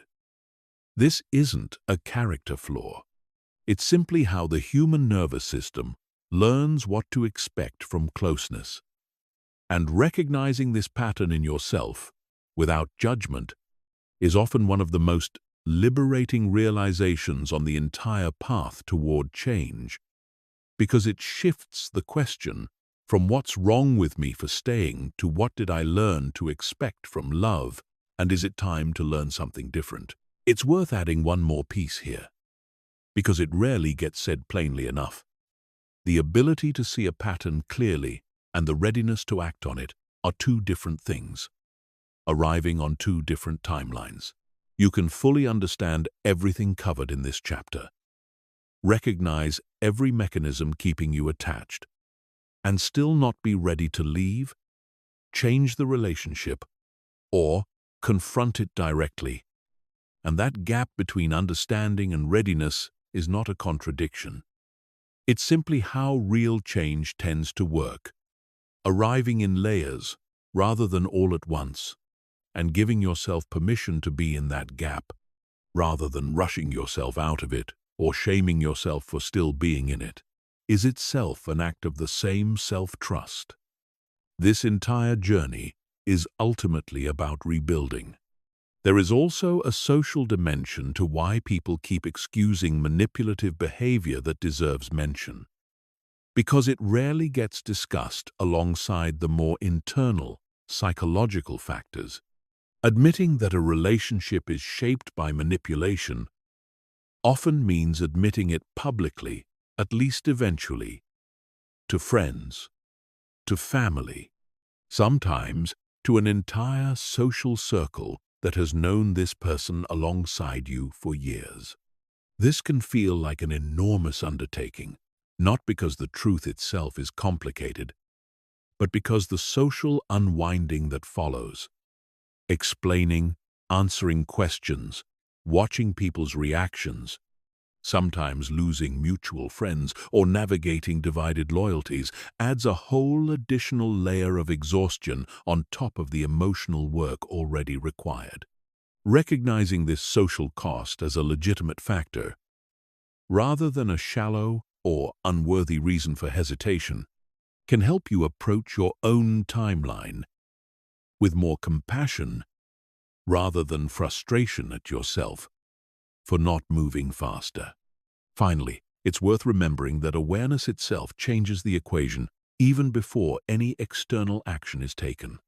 The moment you can name a pattern accurately, even silently, even only to yourself, you have already shifted your position within the dynamic. You are no longer simply reacting without understanding why certain interactions leave you feeling drained, confused, or small. You are watching with clear eyes, and that clarity, even when it doesn't yet translate into visible change, is the foundation everything else in this journey will be built on. Chapter 12. How to reclaim your perception and trust yourself again. After sustained exposure to gaslighting, blame shifting, and the other patterns we've explored, one of the most significant losses isn't a specific relationship or even a specific outcome. It's something quieter and, in many ways, more fundamental. Your basic trust in your own perception. The confidence to say, "This happened. This is how I feel about it." And that confidence being enough, without requiring external validation to feel legitimate. Rebuilding that trust is a process, not a single decision. And it deserves patience, because it was worn away gradually, and it will return gradually as well. The first step in this rebuilding process is learning to separate the question of whether something happened from the question of what to do about it. Many people, after experiencing sustained gaslighting, develop a habit of not trusting a memory or perception unless they can immediately determine the correct response to it. This creates unnecessary pressure and unnecessary doubt. You're allowed to know that something happened, that something felt wrong, that a comment hurt you, without simultaneously having to know exactly what that means for the relationship or what you're going to do next. Separating perception from decision-making relieves an enormous amount of the anxiety that keeps people stuck in a loop of self-doubt, because it removes the false requirement that clarity about facts must arrive, bundled together with clarity about action. Externalizing your experience, at least during the rebuilding phase, is one of the most practical tools available. This can look like writing things down as they happen, in a private journal, a notes app, anywhere that creates a record independent of your in-the-moment emotional state. It can also look like talking through experiences with a trusted friend, family member, or therapist. Someone who isn't inside the dynamic and can offer a genuinely outside perspective. The goal isn't to outsource your judgment permanently to someone else. It's to create temporary scaffolding while your internal sense of trust rebuilds. The same way a cast supports a bone while it heals. Not because the bone will need external support forever, but because it needs protection and reinforcement during the specific period when it's most vulnerable. Learning to tolerate the discomfort of uncertainty is another crucial piece of this process. Manipulation often thrives on your desire for immediate resolution, for a clean, satisfying answer to whether you're right or wrong, whether the relationship is good or bad, whether you should stay or go. Real clarity, especially after a long period of confusion, rarely arrives all at once. It tends to accumulate slowly, through repeated observation, through noticing patterns over weeks and months, rather than expecting a single conversation or a single moment of realization to answer everything. Giving yourself permission to sit in a period of not being entirely sure yet, without forcing premature certainty in either direction, actually accelerates genuine clarity rather than delaying it, because it removes the pressure that so often pushes people back into old patterns of self-doubt or hasty rationalization. Physical awareness deserves attention here as well, because your body often registers manipulation before your conscious mind has fully processed what's happening. A tightening in your chest before a certain conversation, a specific kind of exhaustion after spending time with a particular person, disproportionate to what the interaction would seem to warrant on the surface. A held breath right before you say something you suspect won't be well received. These physical signals are data, and learning to notice and trust them, rather than dismissing them as irrational or overblown, restores a channel of information that gaslighting and chronic invalidation tend to teach people to ignore.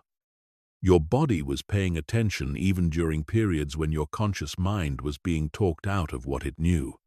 Learning to read these physical signals takes practice, particularly for people who have spent a long time disconnected from their own bodily cues as a survival strategy, a common and understandable adaptation for anyone who has lived for an extended period in an unpredictable emotional environment.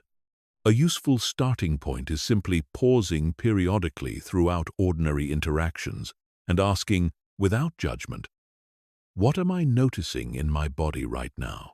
Over time, this practice builds a kind of internal vocabulary, a growing ability to distinguish between the tension of legitimate excitement or challenge and the very different tension that accompanies being subtly undermined, dismissed, or manipulated.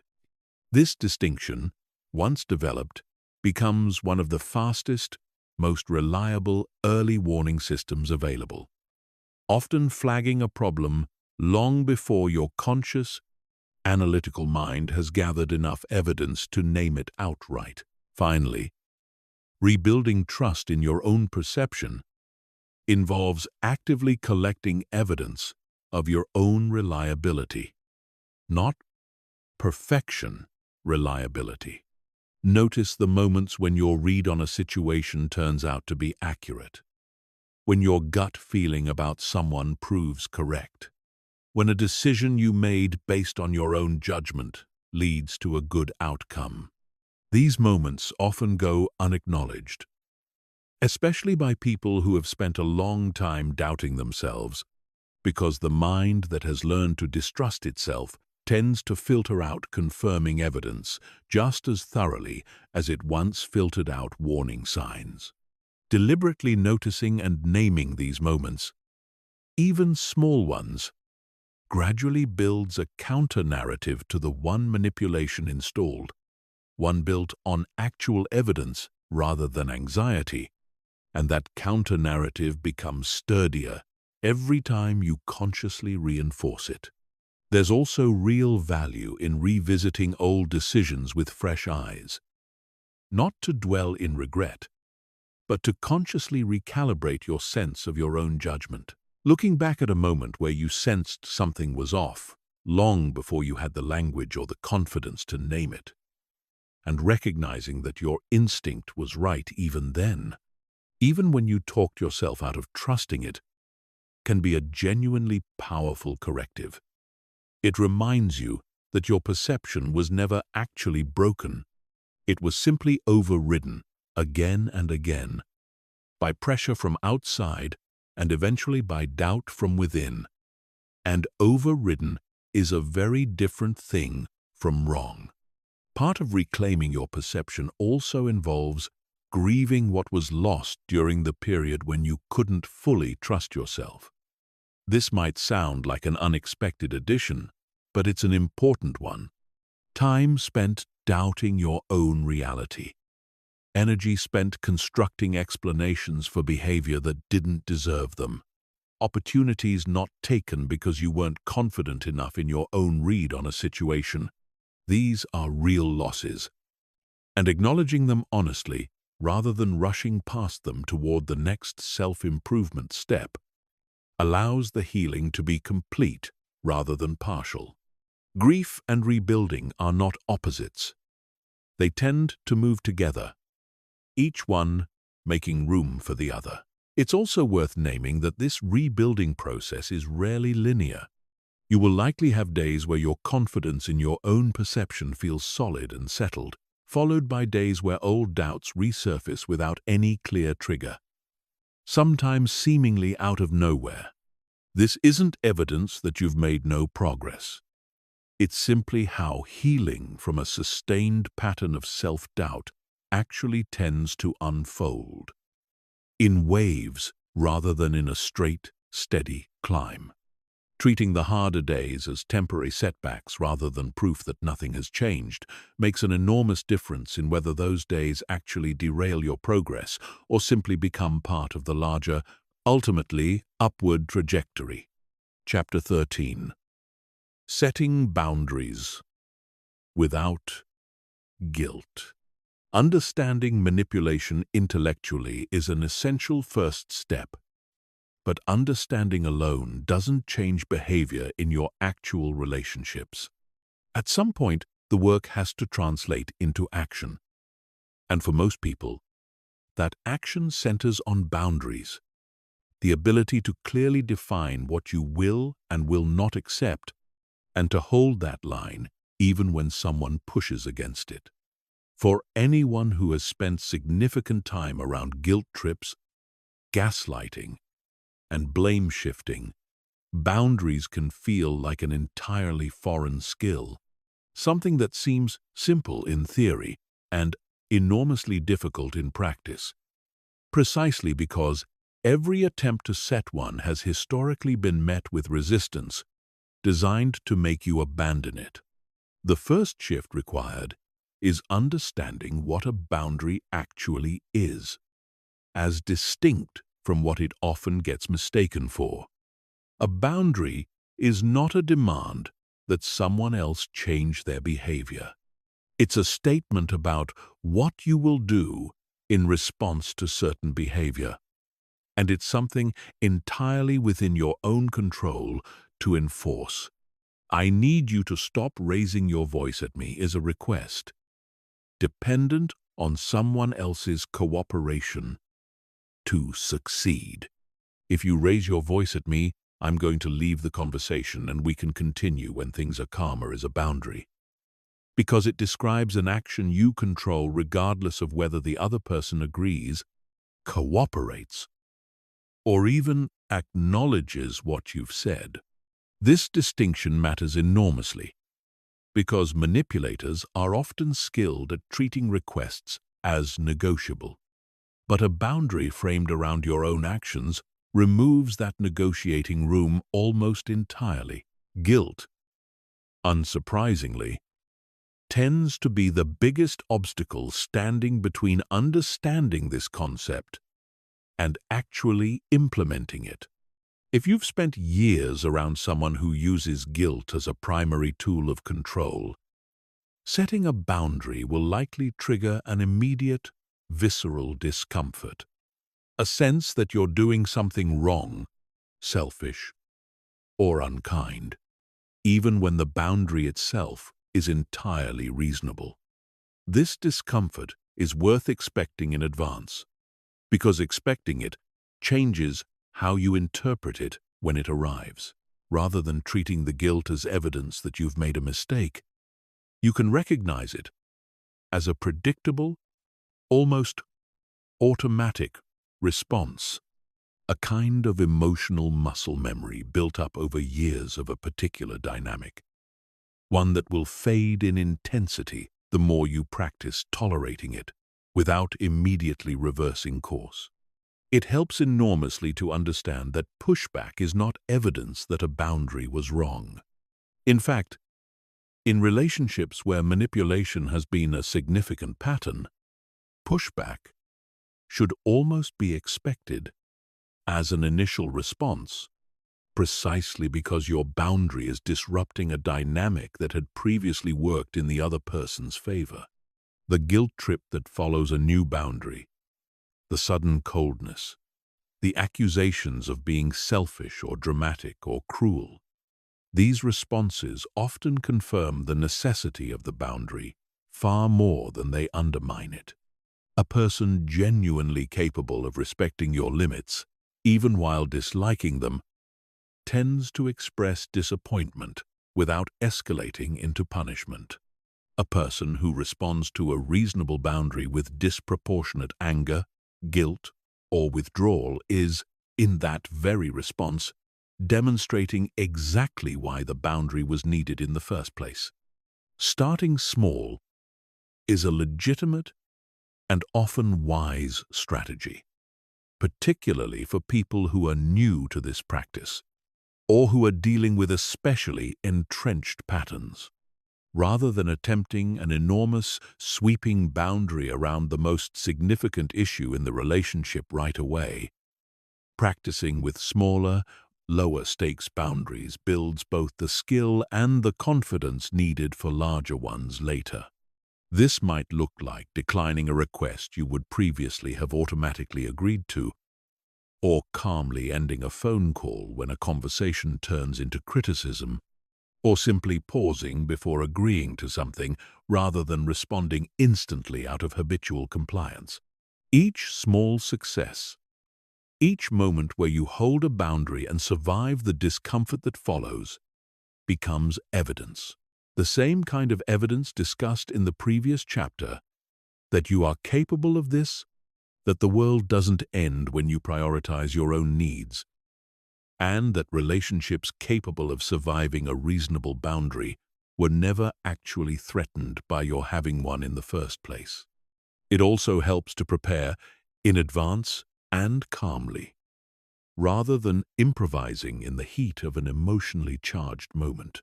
Deciding ahead of time what a boundary will actually sound like, rehearsing it if needed, even writing it down beforehand, removes a significant amount of the pressure that tends to derail boundary-setting attempts made purely in the moment. Emotionally charged moments are precisely when old habits of appeasement are strongest, and precisely when a manipulator's pushback tends to be most immediate and most intense.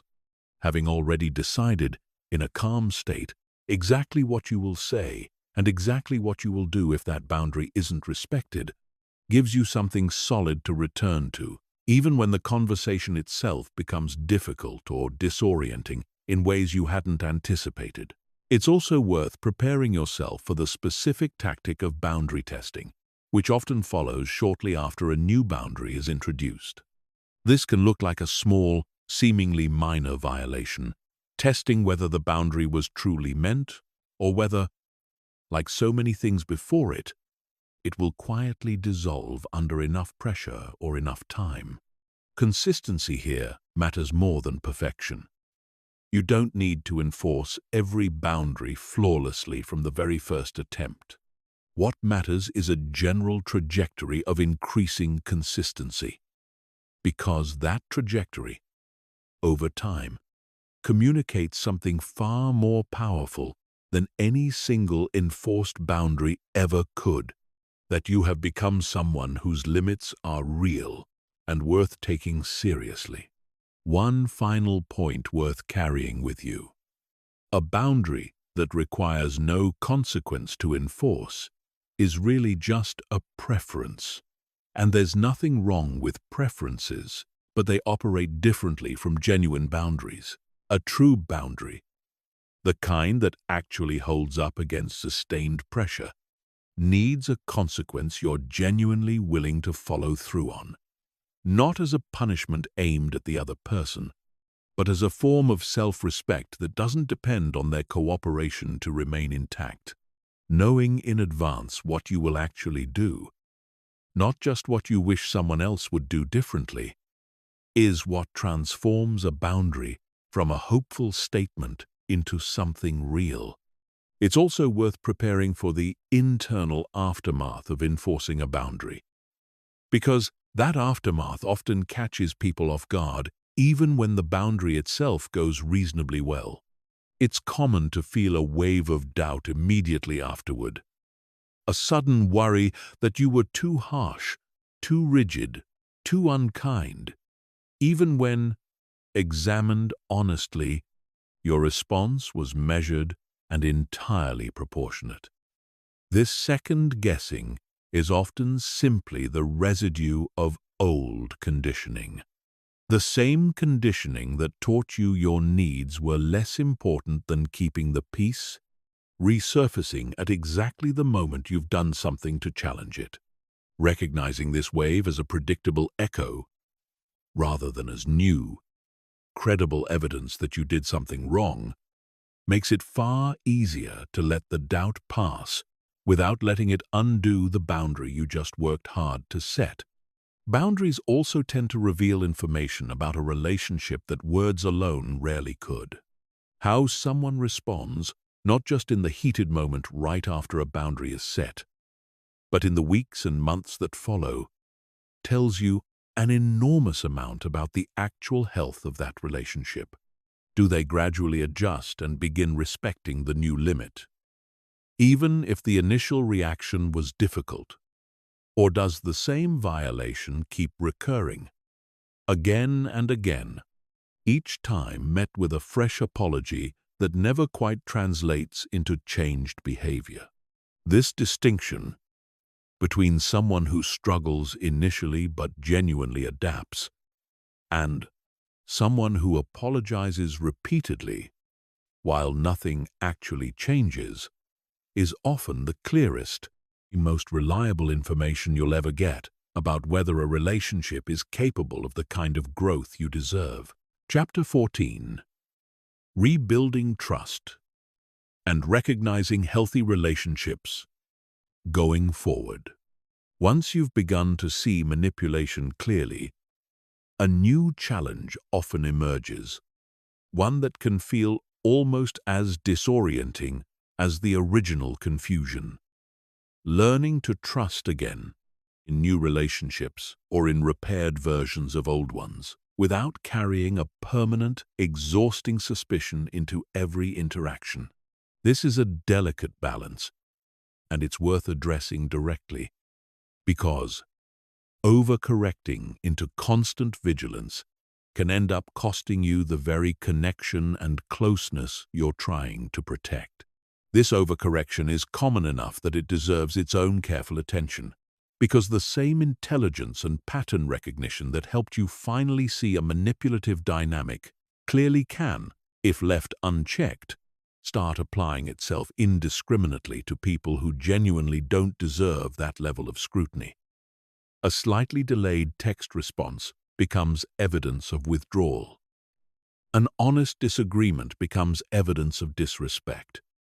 A friend who's simply having a difficult week becomes recast, unfairly, through the lens of a completely different relationship's history. Recognizing when this is happening, when your pattern recognition has become so sensitized that it's firing in situations that don't actually warrant it, is its own important skill, one that develops alongside, not instead of, the discernment you've been building throughout this journey. The goal of everything you've learned isn't to make you suspicious of everyone in your life. It's to make you accurate. There is a meaningful difference between a person who assumes the worst about everyone, scanning every interaction for hidden manipulation, and a person who has simply learned to notice genuine patterns when they appear, while remaining open to the much larger number of people whose behavior, examined honestly, doesn't actually match those patterns at all. Most people, most of the time, are not manipulating you. Learning to recognize manipulation is meant to sharpen your discernment, not to cast a permanent shadow of doubt over every relationship you'll ever have. One of the most useful markers of a healthy relationship, and one worth actively looking for as you build new connections or reassess existing ones, is how someone responds to a boundary or a disagreement. Do they get curious about your perspective, even if they don't immediately agree with it? Or do they immediately move to defend, deflect, or attack? Do they take responsibility for their part in a conflict without needing it extracted from them through pressure or repetition? Or does accountability only ever seem to flow in your direction? Does their warmth feel consistent over time, weathering disagreements without disappearing entirely? Or does it seem to evaporate the moment you assert a need? These aren't tests to run deliberately or announce to anyone. They're simply patterns worth noticing organically over the ordinary course of getting to know someone, the same way you'd notice any other consistent trait in a person's character. It's also worth understanding that healthy relationships still involve real disagreement, real friction, real moments of hurt feelings, and imperfect communication. The absence of conflict isn't the marker of a healthy relationship, and searching for a relationship with zero friction is likely to lead you toward people who avoid honesty rather than people who are genuinely safe. What distinguishes a healthy relationship isn't the absence of difficulty, it's what happens after difficulty arises. Whether repair is possible, whether both people are willing to look honestly at their own contribution to a problem, whether trust generally moves in a positive direction over time, even while individual moments remain imperfect, the way virtually all human relationships are.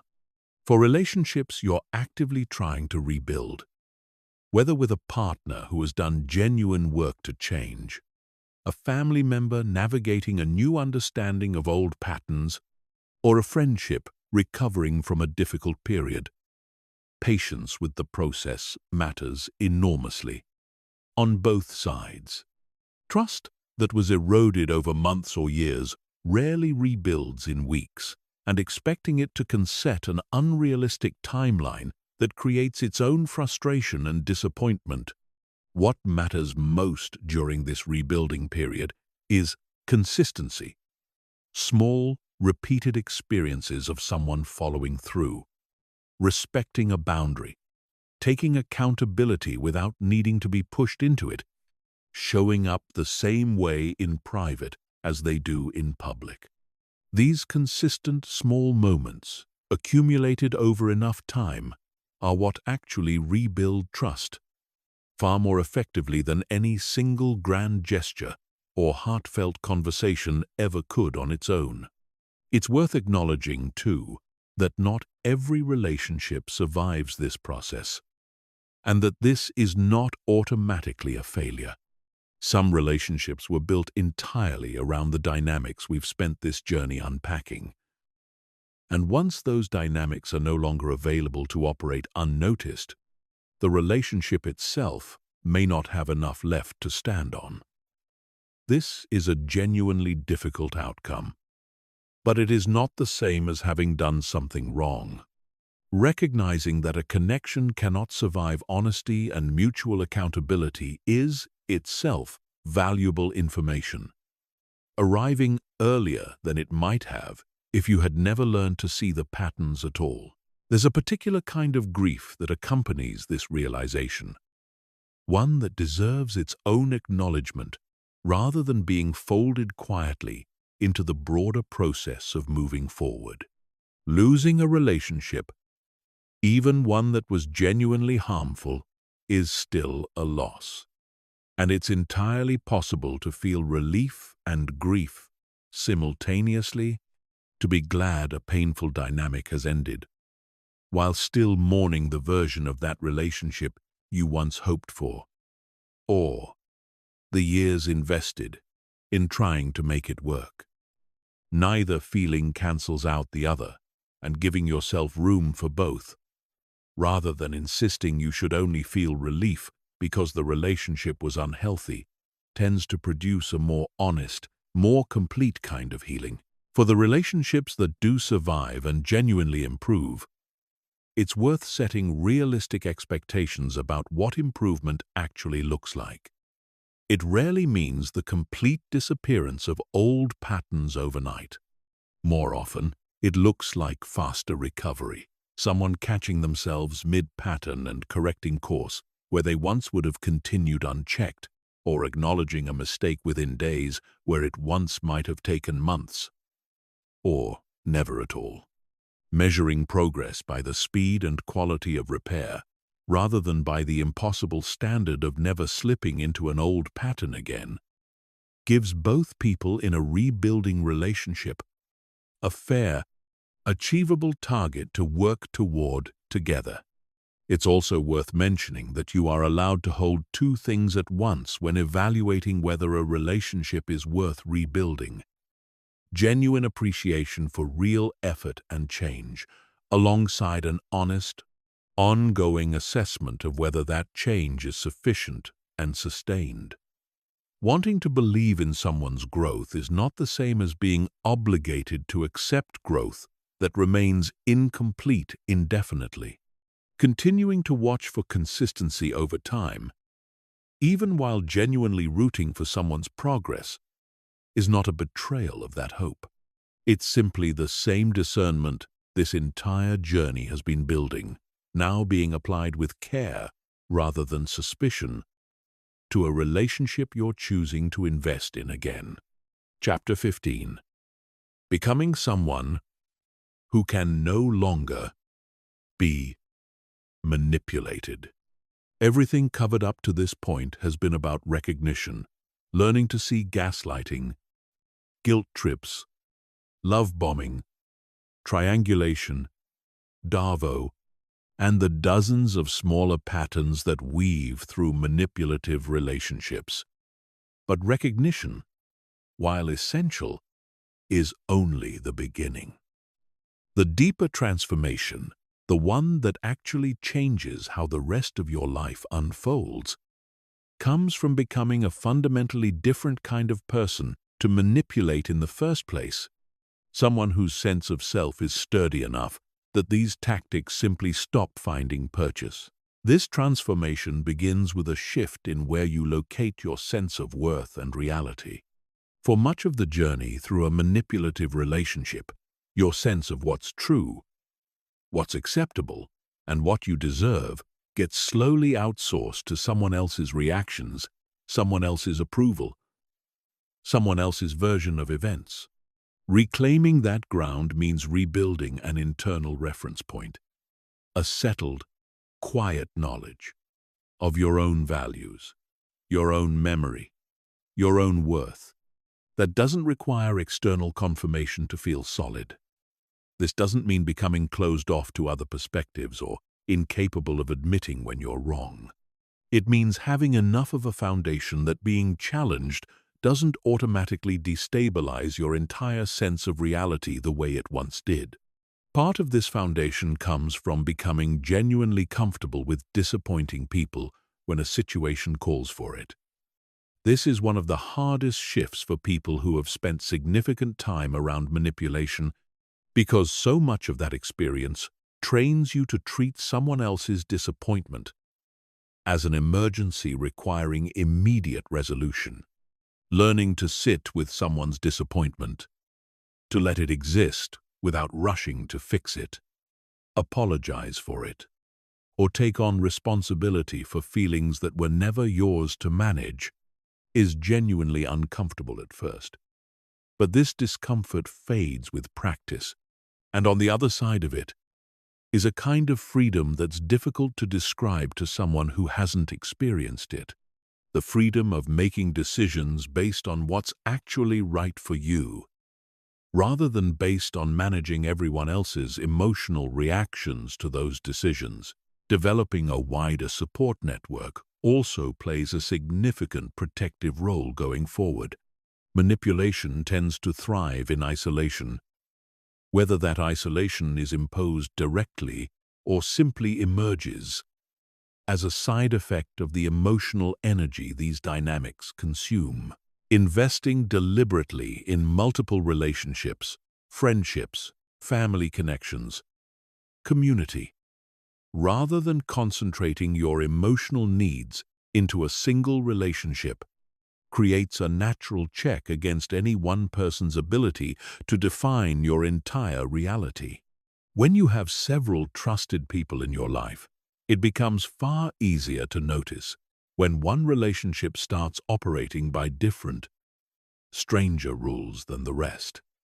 Because you have a broader baseline of what normal, healthy interaction actually feels like to compare it against. Rebuilding or expanding this kind of network after a period of isolation, whether that isolation was deliberate or simply an incidental byproduct of an all-consuming relationship, takes time and deserves the same patience you'd extend to any other part of this process. It rarely happens through one dramatic reconnection. It tends to happen through small, repeated efforts. Reaching back out to a friend you drifted from, saying yes to a low-stakes invitation you might once have declined, allowing yourself to be somewhat vulnerable with new people, even though vulnerability may currently feel riskier than it once did.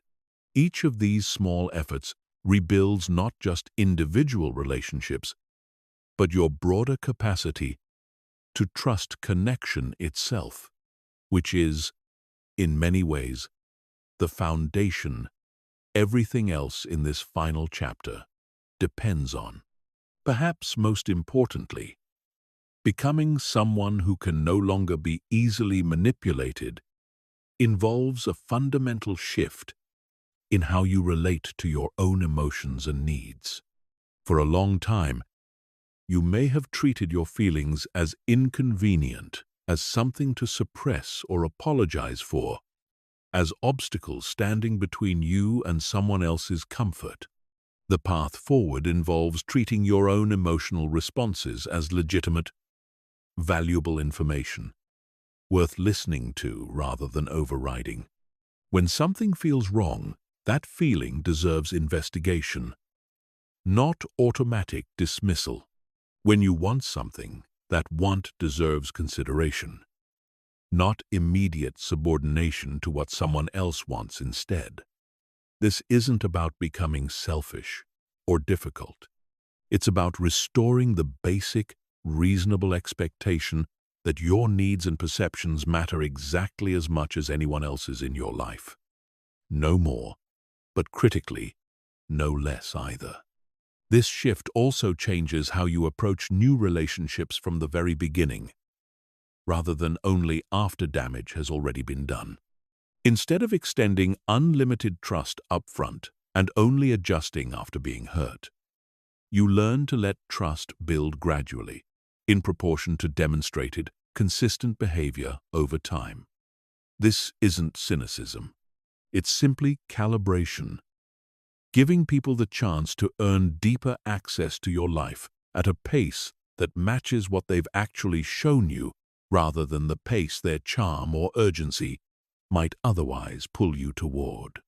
People with genuinely good intentions rarely object to this pacing, because they're not in a hurry to bypass the normal, healthy process of actually getting to know someone. The people who are hardest to manipulate aren't the ones who are cold, guarded, or suspicious of everyone around them. They're the ones who know themselves well enough that other people's attempts to redefine reality simply bounce off a foundation that's already solid. They can extend warmth, trust, and generosity freely, because that generosity isn't coming from a fragile, easily exploited place. It's coming from genuine security. That's the destination this entire journey has been pointing toward. Not a life spent scanning for threats, but a life built on a foundation steady enough that the threats, when they do appear, are recognized quickly, addressed clearly, and never again allowed to quietly reshape who you believe yourself to be. You have everything you need to become that person. The awareness you've built through everything covered here is not the end of the work, but it is, without question, the most important step you will ever take toward it. It's worth closing with an honest acknowledgement that this work is ongoing, not a box to be checked once and then forgotten. Even people who have done significant work to recognize and recover from manipulative patterns occasionally find themselves briefly pulled back into old habits of doubt, appeasement, or self-blame, particularly under stress. Particularly around people from earlier chapters of their life who knew them before this growth took place. This isn't failure. It's simply what it looks like to be a person continuing to practice a skill, the same way physical strength requires ongoing maintenance rather than a single period of training that lasts forever.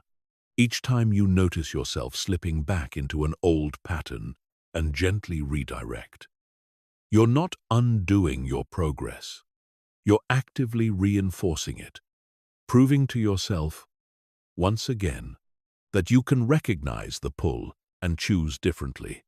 It's also worth remembering that everything covered across this entire journey, from recognizing the earliest signs of a manipulator's charm, through gaslighting, guilt, love bombing, silence, shifting blame, false choices, triangulation, Darvo, and the quiet accumulation of small, daily manipulations, was never really about becoming suspicious of the world.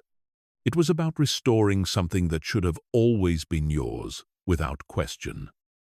The right to trust your own eyes, your own memory, your own feelings, and your own judgment about who deserves a place in your life and on what terms. That right was never actually lost. It was only obscured, buried under layers of doubt that someone else benefited from keeping in place.